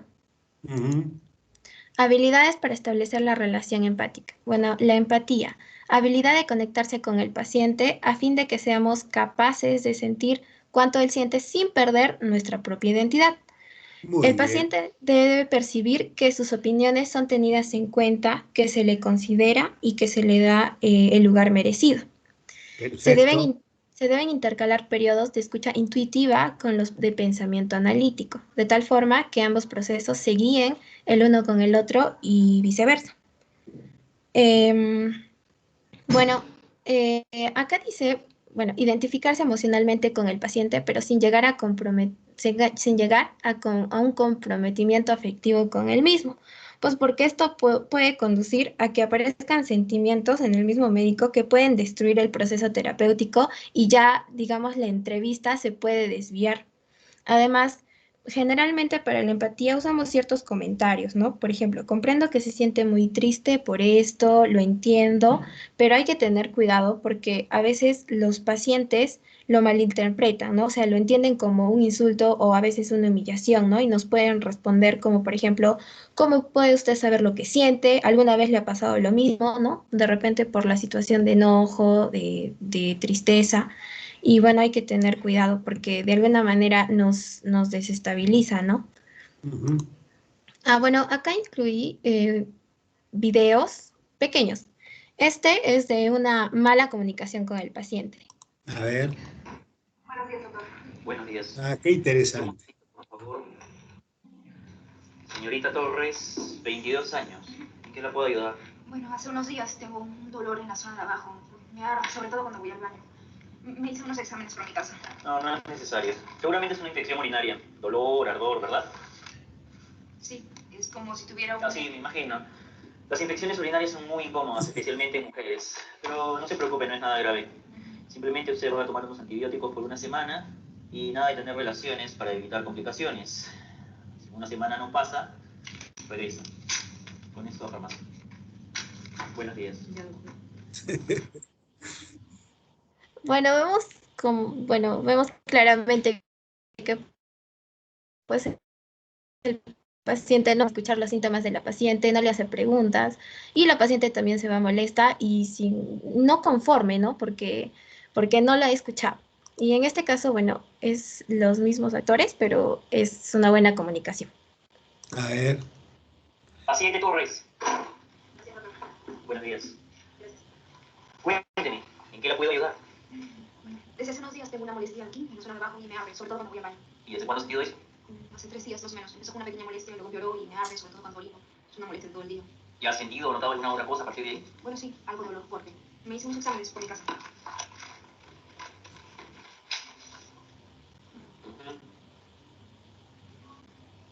Claro, ya veo. Estos exámenes indican que tiene una infección. Y por lo que me cuentan, dolor, ardor, el descenso, yo diría que tiene una infección urinaria. Pero no se preocupe, ese tipo de infecciones son muy comunes en mujeres de su edad. Afortunadamente el tratamiento es efectivo y rápido. ¿Y qué tengo que hacer? ¿Es muy complicado? No, no es complicado. Primero le voy a pedir que se haga un cultivo de orina. Eso es un análisis. Luego de hacerse el cultivo, va a tomar un antibiótico en pastillas que se llaman trofurantoína. Cada 6 horas durante 7 días. De preferencia con cada comida. Cuando les den los resultados del análisis, regresa. Y de acuerdo a los resultados y a cómo está, vemos si es necesario seguir con el tratamiento con el antibiótico. ¿Tiene alguna otra pregunta? ¿El cultivo me lo tengo que hacer ahora? Sí. Lo importante es que primero se haga el cultivo y después comience con los antibióticos. Si no, el cultivo no va a ser el correcto. Primero el cultivo y luego el antibiótico. ¿Y de comer normal o alguna dieta? De comer normal puede comer todo, pero sí, evite el alcohol y evite tener relaciones. ¿Y me lavo con algo especial para poder ayudar? No, usted bañese como siempre. No se haga lavados especiales ni se eche nada. Con los antibióticos va a ser suficiente. Pero sí, tiene que seguir el tratamiento completo y no dejarlo porque se siente que ya pasó el malestar. Complete el tratamiento, los 7 días. Sí, queda bien. Entonces se hace el cultivo de orina. Luego de hacerse el cultivo comienza con las pastillas que indiqué, cada 6 horas durante 7 días. No va a tomar alcohol ni tener relaciones y no se va a hacer ninguno de lavados especiales, esas cosas. Con las pastillas es suficiente. ¿Tiene alguna otra pregunta? No, doctor, creo que quedó claro. Cada 6 horas, por 7 días, nada de lavado, nada de relaciones y nada de eso. Y cuando tenga el resultado, regresa para ver cómo sigue todo. Sí, doctor. Esas son los 7 análisis. Gracias. Que tenga buen día. Ya, doctor, eso es todo. Muy bien, Lía. A ver a tus amigos, a tus amigas. ¿A qué tipo de médico tienden a ser ustedes? ¿Al primero o al segundo? Al segundo, doctor. Obviamente al segundo, ¿no? Obviamente al segundo, ni hablar, ni hablar. Es el mismo médico, sino que está haciendo dos funciones, ¿no? Uno que ni lo mira a la paciente y se vea y se quejan los pacientes. Hay colegas mismos se quejan. ¿Cuántas veces comentaron que fueron a tal policlínico, el médico entró, ¿no? Igualito, paciente Torres, a ver qué tiene, qué hace, ¿pa? Me duele la garganta, doctor. Allá, tome paracetamol y amoxicilina, listo. Ni lo vio, ni lo examinó, ni le conversó nada. O sea, lo hemos visto. Por favor, no sean así. ¿Sí? Tergiversan la función de ser médicos. ¿Ya? Hasta desde el punto de vista ético, eso es pésimo, ¿no? Nada con la ética. Entonces, no sean de esa manera. Y ya como comentario, de repente, lo que va a ser el caso en la segunda parte de la paciente va a ser que sí, que no. Ya, por ejemplo, se preguntó si lavadito, sí, la nitrofurantoína, la macrodantina, tiene una infección urinaria, es uno de los medicamentos muy antiguos, pero que se sigue utilizando. A veces se mal utiliza también, sin prescripción médica. Y lo que yo creo que la paciente va a ser caso de todo menos de no relaciones sexuales, me parece. ¿O qué dices tú, Lía? ¿Podría ser? No sé, doctor. Yo estoy suponiendo. Bueno, ¿alguna pregunta, algún comentario? Sí, doctor. Tengo una consulta. Bueno, sí. Bueno, en el caso de que un paciente acuda a consulta solo y el paciente sea como consumidor de sustancias estupefacientes, entonces este paciente podemos decir que se va a mostrar incoherente, va a ser irritable, también paranoico, exaltado. En ese caso, ¿al paciente se le niega la entrevista o continúa? No estoy segura. Te cuento, yo atendí a un paciente, me acuerdo de él, era consumidor, parece que cocaína, agarraba de todo lo que podía, ¿no? Una vez fue con la mamá, ya nos contó, ella dijo, ya por adelantado nos dijo, doctor, mi hijo fuma cocaína desde hace 4 años, se juntó con malos amigos y ya estoy en eso. Y él recibe viperideno, me acuerdo que, hágame el favor de recetarle. Entonces entró el joven, pero tranquilo, estable, todo bien. Hola hijo, le dije, ¿cómo estás? Bien, doctor, ¿qué dices? Sí, me siento medio intranquilo y eso se me pasa con el viperideno. Entonces yo le receté el viperideno, ya toma, le dije, lleva, y listo, y se fue tranquilo la señora, la mamá, que era tranquila también, y el paciente. En otra oportunidad vino ese mismo paciente, pero solo. Y recuerdo que yo estaba haciendo la consulta y afuera en el pasadizo sentí unos gritos. Entonces, cuando alguien me dijo, es el paciente, el consumidor de droga que viene, está haciendo lío afuera. Y gritaba, quiero agua para la cabeza. Cuando ya la desocupé, la paciente salió por la otra puerta porque no quería a nadie. Entonces lo dejé entrar y le decía, doctor, quiero agua a la cabeza. Y ahí hay un lavatorio, le dije, ya, échate todo el agua que quieras, le dije. Así que abrió el caño, agua fría, y se echó agua. Listo, ¿ya estás tranquilo? Sí, doctor, me dijo, ya estoy tranquilo. Claro, me mojó el piso, todo. ¿Qué dices? Como ya sabía que, ¿por qué? Porque en la historia clínica estaba, doctor, un viperideno necesito. Ya, hijo, te puedo recetar solo máximo 2 o 3, no más. No importa, doctor, ya vendré listo, tranquilo. Entonces yo pensé que iba a ser un gran lío, ¿no? Ya uno estaba preparándose para que ibas a, ¿no? Pero no. O sea, le di el gusto de que se eche agua a la cabeza. Claro que me mojó el piso mejor porque llamé a la señorita de limpieza para que me le limpie, y cuando salí afuera, además, toditos los pacientes que estaban esperando, se habían ido, porque hizo pues una bulla afuera. Entonces, ¿a qué quiero llegar? Que muchas veces tienes que hacer pues el gusto del paciente, ¿no? Por ejemplo, en este caso, agua, y lo que quería era viperideno. Si recibía siempre, estaba en la historia, ¿por qué no le iba a dar? Ahora ese paciente se muestra totalmente agresivo, que ya está incluso con pinta de que a uno lo va a agredir. Obviamente lo que tenemos que es darlo a la fuerza, ¿no? Entonces él llamar al personal de seguridad, a otros técnicos, y llamar a la enfermera para que le ponga su midazolam, por ejemplo, y lo cede, ¿no? Ya lo pase a una cama. Y ahí hacer la consulta a psiquiatría, ¿no? Para que ayuden la conducción. Eso me parece que es lo que tiene que hacer. Eso te digo, es experiencia propia mía. No sé si alguien quiere añadir algo más, o tú, Angie.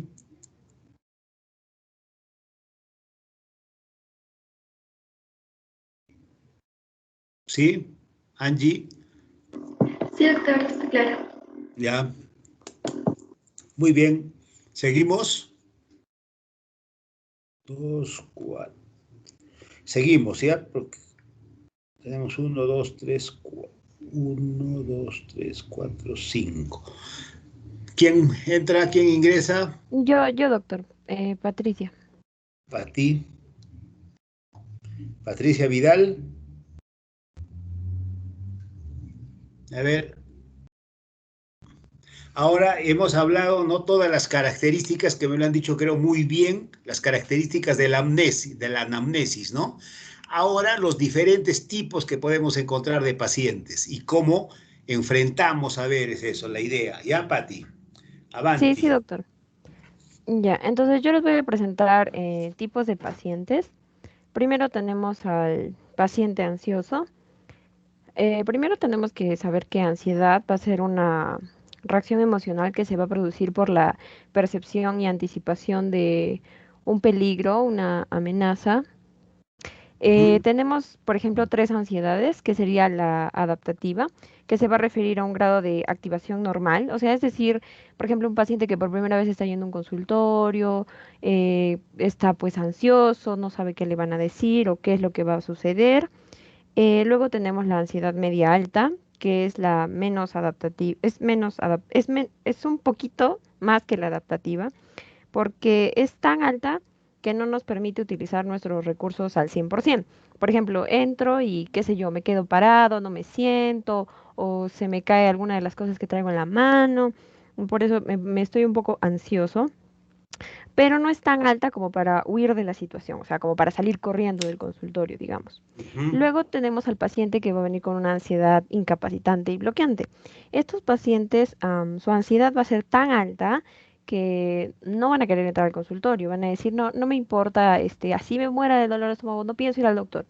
O qué sé yo, al final lo termina llevando su familiar o su hijo o su hermano, porque ellos se resisten a ir, porque el compadre se murió después de ir a la consulta con el doctor, o la vecina le dijo que el doctor lo va a matar, o cosas así. Entonces les genera una ansiedad y el paciente llega con esas ideas.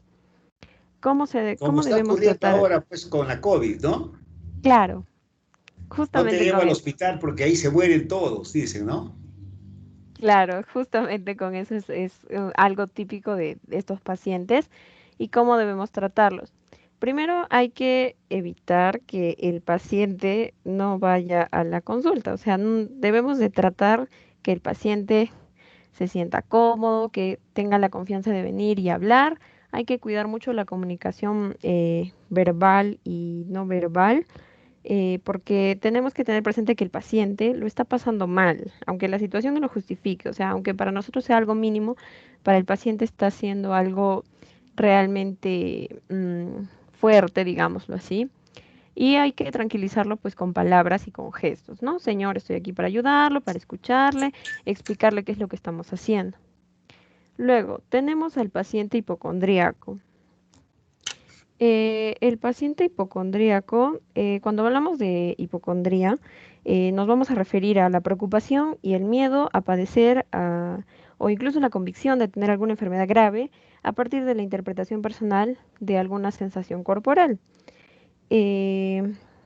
o algún otro signo que pueda aparecer en nuestro cuerpo. Puede ocurrir, por ejemplo, con que digamos al paciente le salió algún lunar o alguna herida pequeña o está tosiendo o de la nada tiene latidos del corazón muy rápido. Aunque el médico le vaya a asegurar de que no tiene nada, el hipocondríaco solamente se va a quedar tranquilo un momento, pero después va a volver su preocupación. Esto va a estar asociado a que la hipocondría suele haber aquí un miedo por ejemplo, a morir, miedo también a sentir dolor, miedo a sentir sufrimiento, miedo a sentirse débil, también a la dependencia de otros. Aquí tenemos algunas imágenes de lo que sería la preocupación de un hipocondríaco. Por ejemplo, la tos, las palpitaciones, hasta el cambio de forma en el vientre. Por ejemplo, también si le da alguna cefalea leve o un dolor muscular o un dolor en las articulaciones, lesiones cutáneas. Por ejemplo, en esa imagen vemos picadura de mosquitos. O también el hecho de presentar cansancio para el hipocondríaco ya es un signo de alarma. Los síntomas que refiere el paciente hipocondríaco van a ser generales o vagos, pero él o ella van a ser capaces de describirlos con extremada minuciosidad, reparando en detalles que son completamente intrascendentes, pero a ellos le van a otorgar pues mucha importancia. Entonces nosotros lo que debemos hacer frente a ello es escucharlos y tratar de mantener la anamnesis lo más, digamos, por un camino, no tratar de no desviarnos, porque nos van a presentar tantos síntomas o tantas cosas que a ellos les aquejan que la conversación va a terminar yéndose por las ramas y no vamos a llegar a lo que realmente el paciente está sintiendo. Luego tenemos al paciente manipulador. Ahora, este paciente tiende a mentir o va con el objetivo de, como bien dice, manipular al médico por diversas razones. Por ejemplo, una de las principales razones, bueno, no principales, pero una de las más conocidas es que van por el certificado médico. Aunque la manipulación no es un criterio diagnóstico, sino una capacidad desarrollada por algunas personas para lograr sus objetivos, estas pueden llegar a dificultar la relación médico-paciente, sobre todo cuando los individuos con esta habilidad de manipular van a buscar obtener un tratamiento por elección, el cual no necesariamente les conviene. ¿Cómo vamos a identificar a estos pacientes? Nos tenemos que ayudar de la parte semiológica, ya que el paciente no sabe que algunas molestias van junto con otras. Cuando, por ejemplo, ¿no? Digamos, viene un paciente y te dice, no, doctora, justo ayer no pude ir a trabajar porque me vino un dolor en el hígado. Muy bien, señor paciente, entonces, ¿me podría indicar con exactitud dónde es que le duele? Y justo él te señala la parte superior izquierda de su abdomen. Y tú le dices, ahí queda el hígado, señor paciente, ahí le duele, sí, perfecto. Ya agarraste que te está tratando de manipular de algún modo. ¿Por qué? Porque ahí no queda el hígado. Entonces, ¿cómo debemos tratar a estos pacientes? Cuando ocurre esto de la manipulación, es posible de que algunos van a amenazar con hacer una reclamación oficial si es que no le cumples lo que te están pidiendo. Por ello es de que el médico debe actuar de manera inteligente y aprender a tratar a estos pacientes, a fin también, pues, ¿no?, de evitar problemas, para lo cual se puede tomar los siguientes consejos. Dirigir el tema de la consulta. Cada vez que el paciente trate de llevarnos por un lado que supuestamente él sabe que necesita, hay que recordarle que nosotros estamos poniendo nuestros conocimientos y nuestra preparación a su disposición justamente para llegar a qué es exactamente lo que le duele. Hay que ofrecer dignidad y valor al paciente. Muchas personas también tienden a ser manipuladoras porque necesitan sentir reconocimiento o también sentirse respetadas.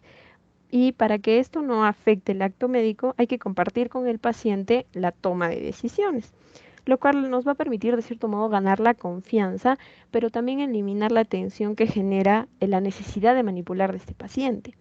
y también se va a convertir en algo positivo para poder ganar esta confianza y una buena relación médico-paciente.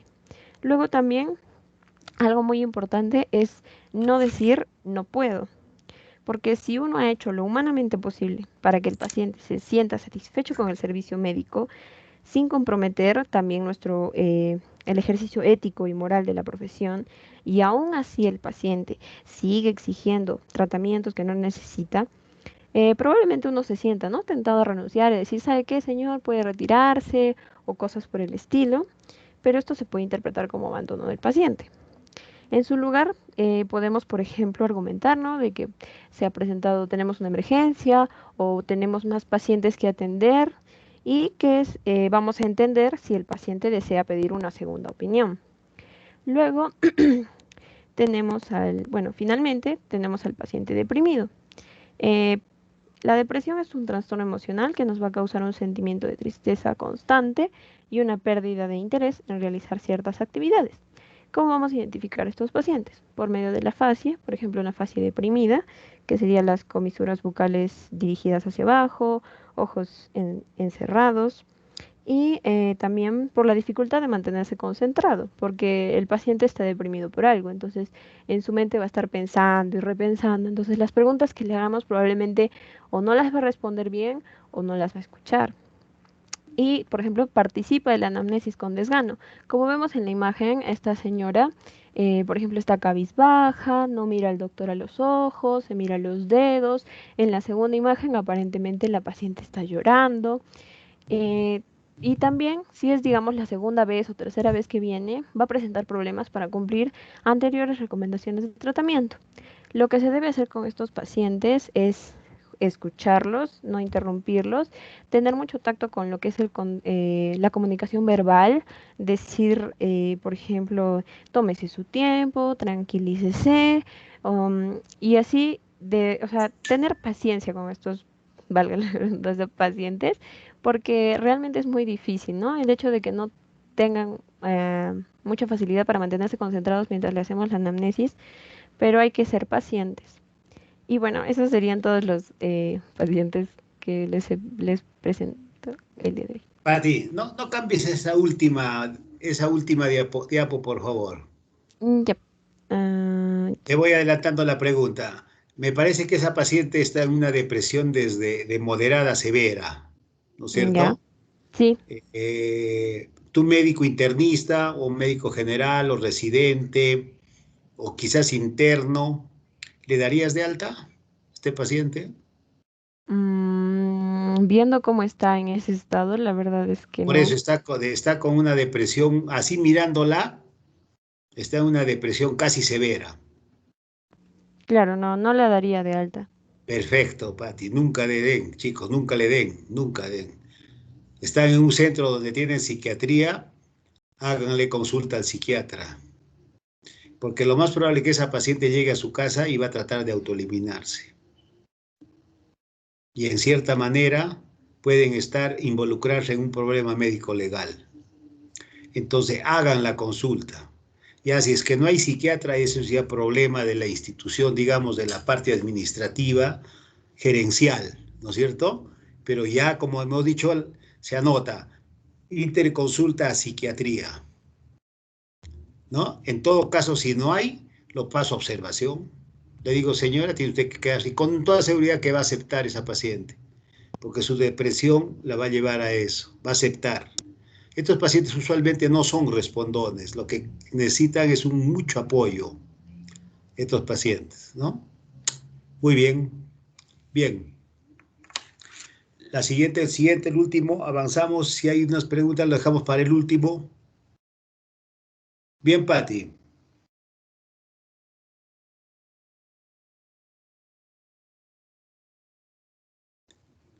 ¿Quién?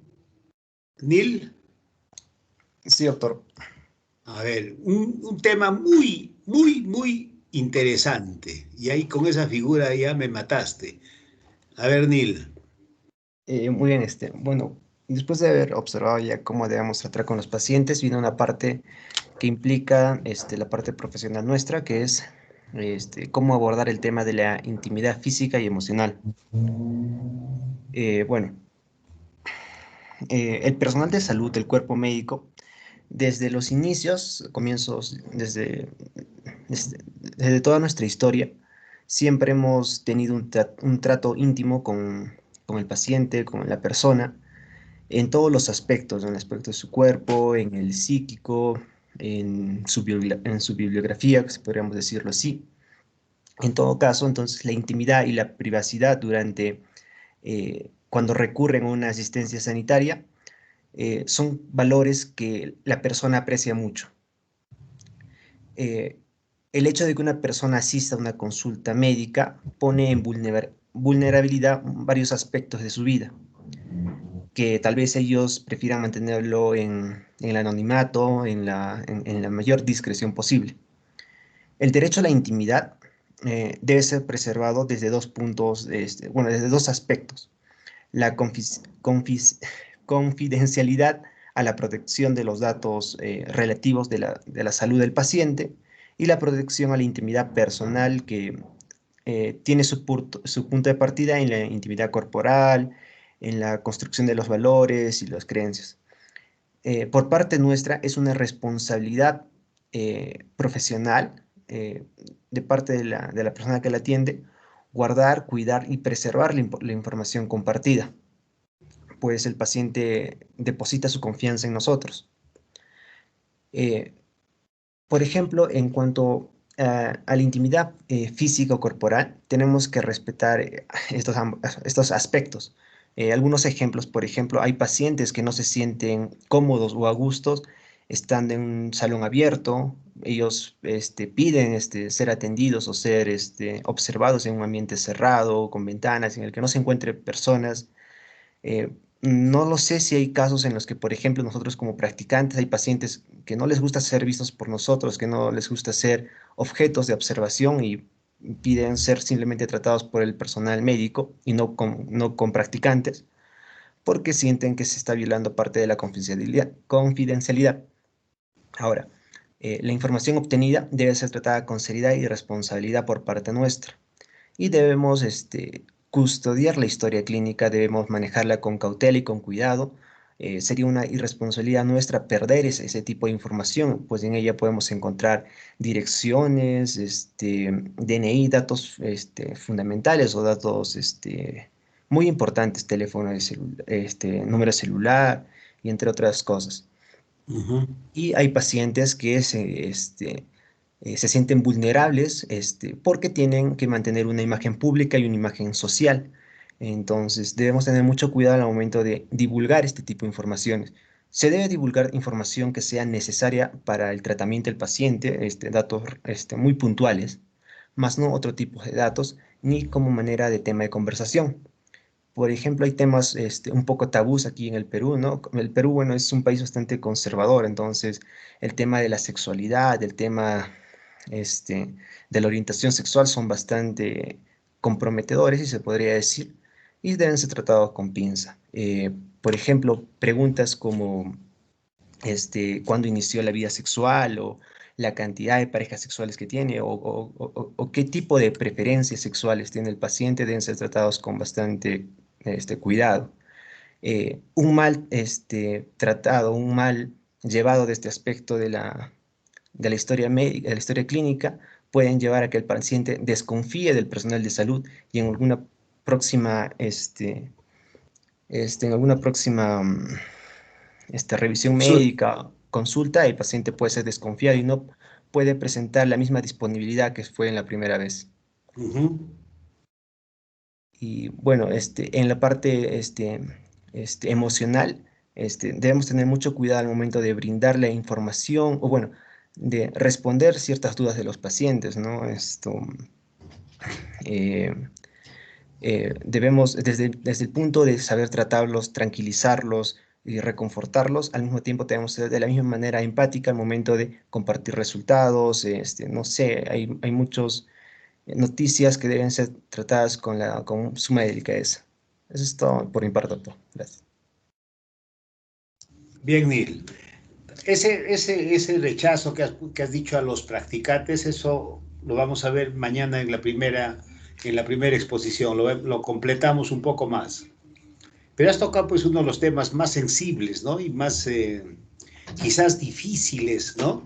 Es cuál es la intimidad, ¿no? Como muy bien has dicho, nosotros nuestras creencias, nuestra idiosincrasia, pues veamos, ¿no? Que por ejemplo, al de una opción sexual, opción sexual diferente a lo que pensamos nosotros por cuestiones, digamos, religiosas, hasta ideológicas, de repente, lo tengamos que mirar de reojo, ¿no? Tampoco eso, ¿no? Tampoco eso, ¿no?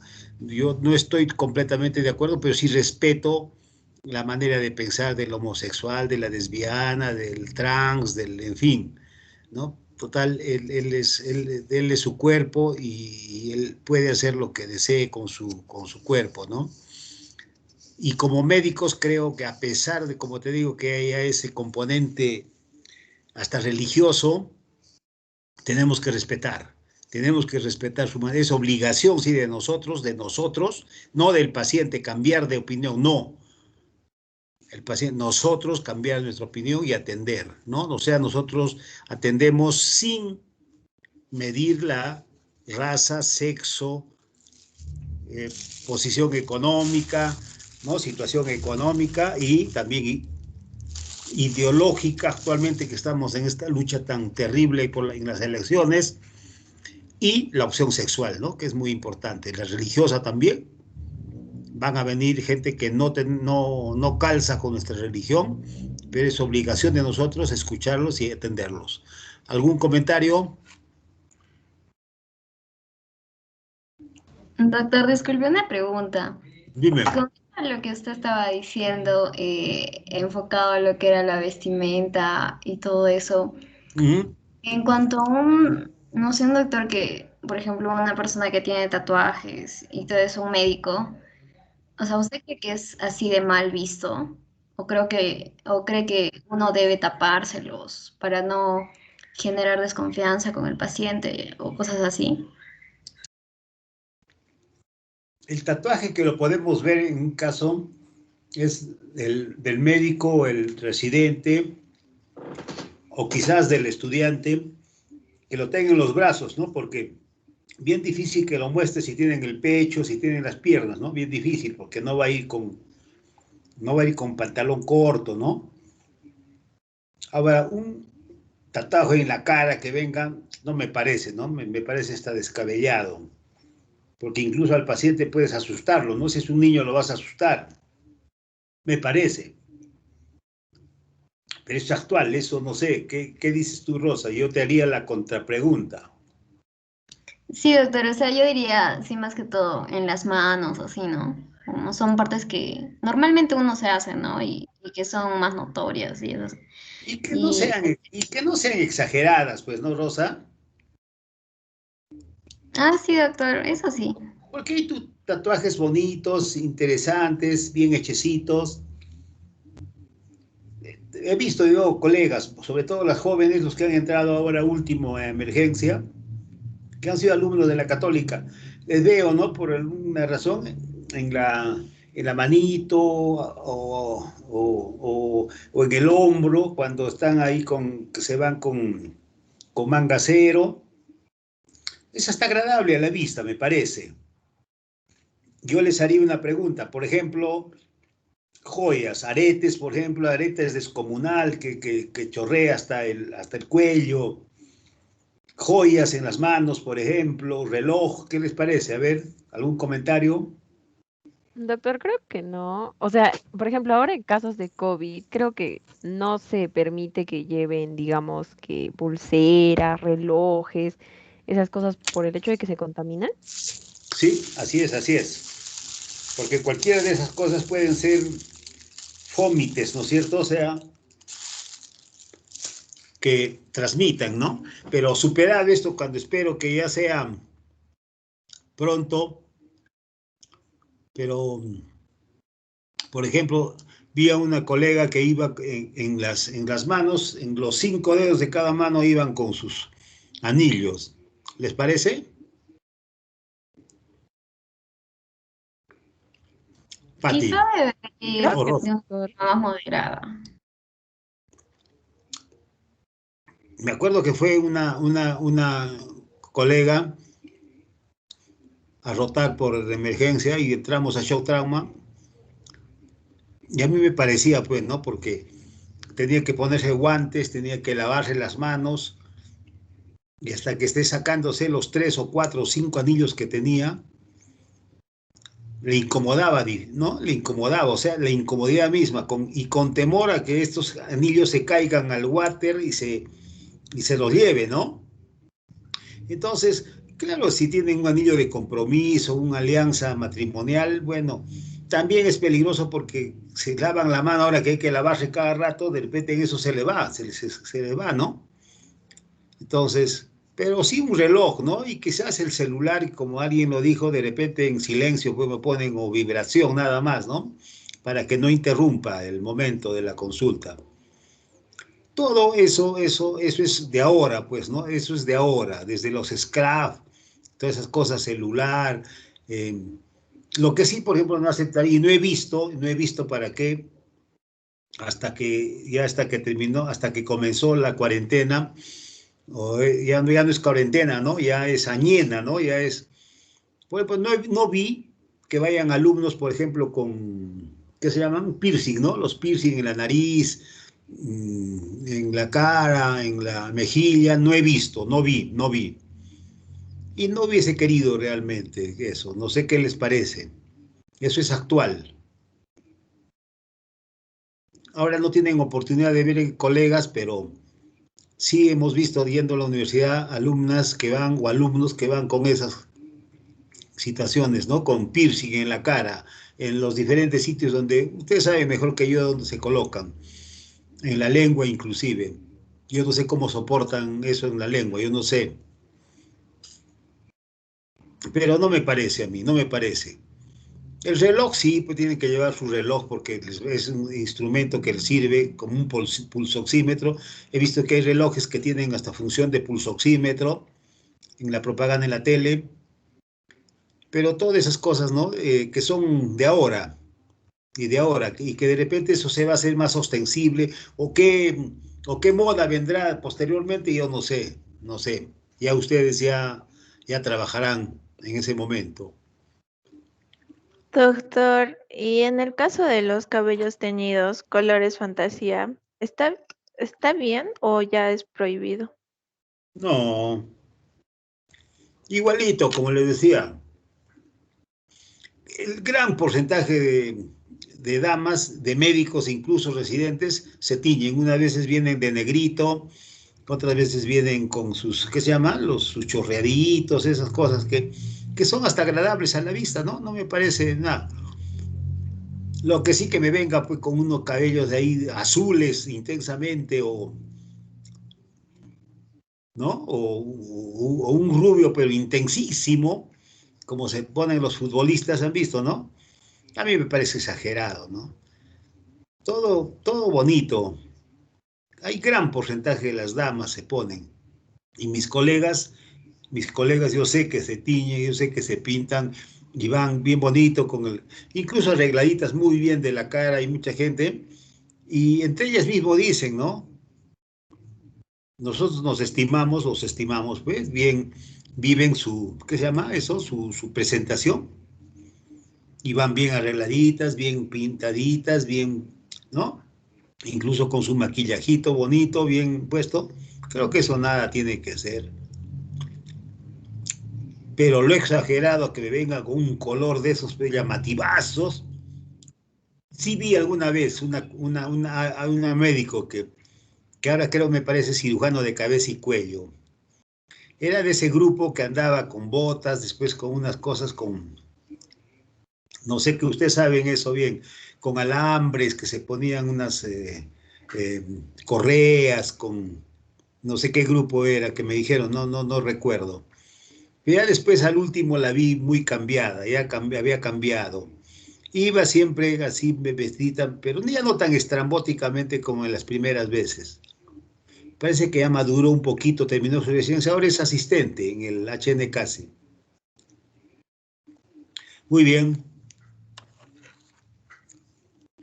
Muy bien, chicos, chicas.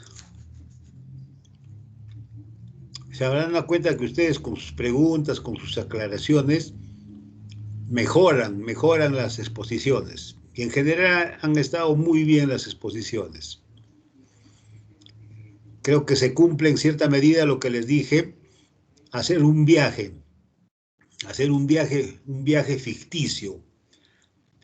Entonces hemos visto cómo abordamos una anamnesis, los distintos tipos de pacientes, porque los pacientes son miles. Cada paciente es un mundo aparte, les digo. Cada paciente puede venir con la misma neumonía, por el mismo estreptococo, pero les va a contar de distinta manera. De distinta manera. Muy bien. Si tuvieran algún comentarito, chicos, nomás para terminar. Estamos bien, estamos en hora, estamos comiendo 10 minutos, disculparán. Muy bien. Si no hay más, entonces mañana, ¿no? Igual. Sí, doctor, mañana de 7 a 9 y ya miércoles y jueves en la mañana. Listo, Baruch. Entonces, como tengo ya el link, ya ingreso nomás. Yo estoy 10 minutos antes. Si quieren, ingresamos. Va a ir tomando la lista y como son 8 mañana, tratamos de acortar un poquito para no interrumpir mucho. Pero sí sus preguntas van. Sus preguntas van. ¿Listo? Sus intervenciones. Eso es básico. Ya, doctor, listo. Muy bien. Muy bien. Chao, Nil. Chao, Pati. Buenas noches. Joaquín, Baruch también. Hasta luego, doctor. Rosa, Lía, Hasta luego, doctor. Paula. Hasta ¿De quién me he luego, olvidado? De Renata, Hasta creo, luego. Santi, de Joaquín, Lía también, creo que no me he olvidado. De Anel también. De Carlos André.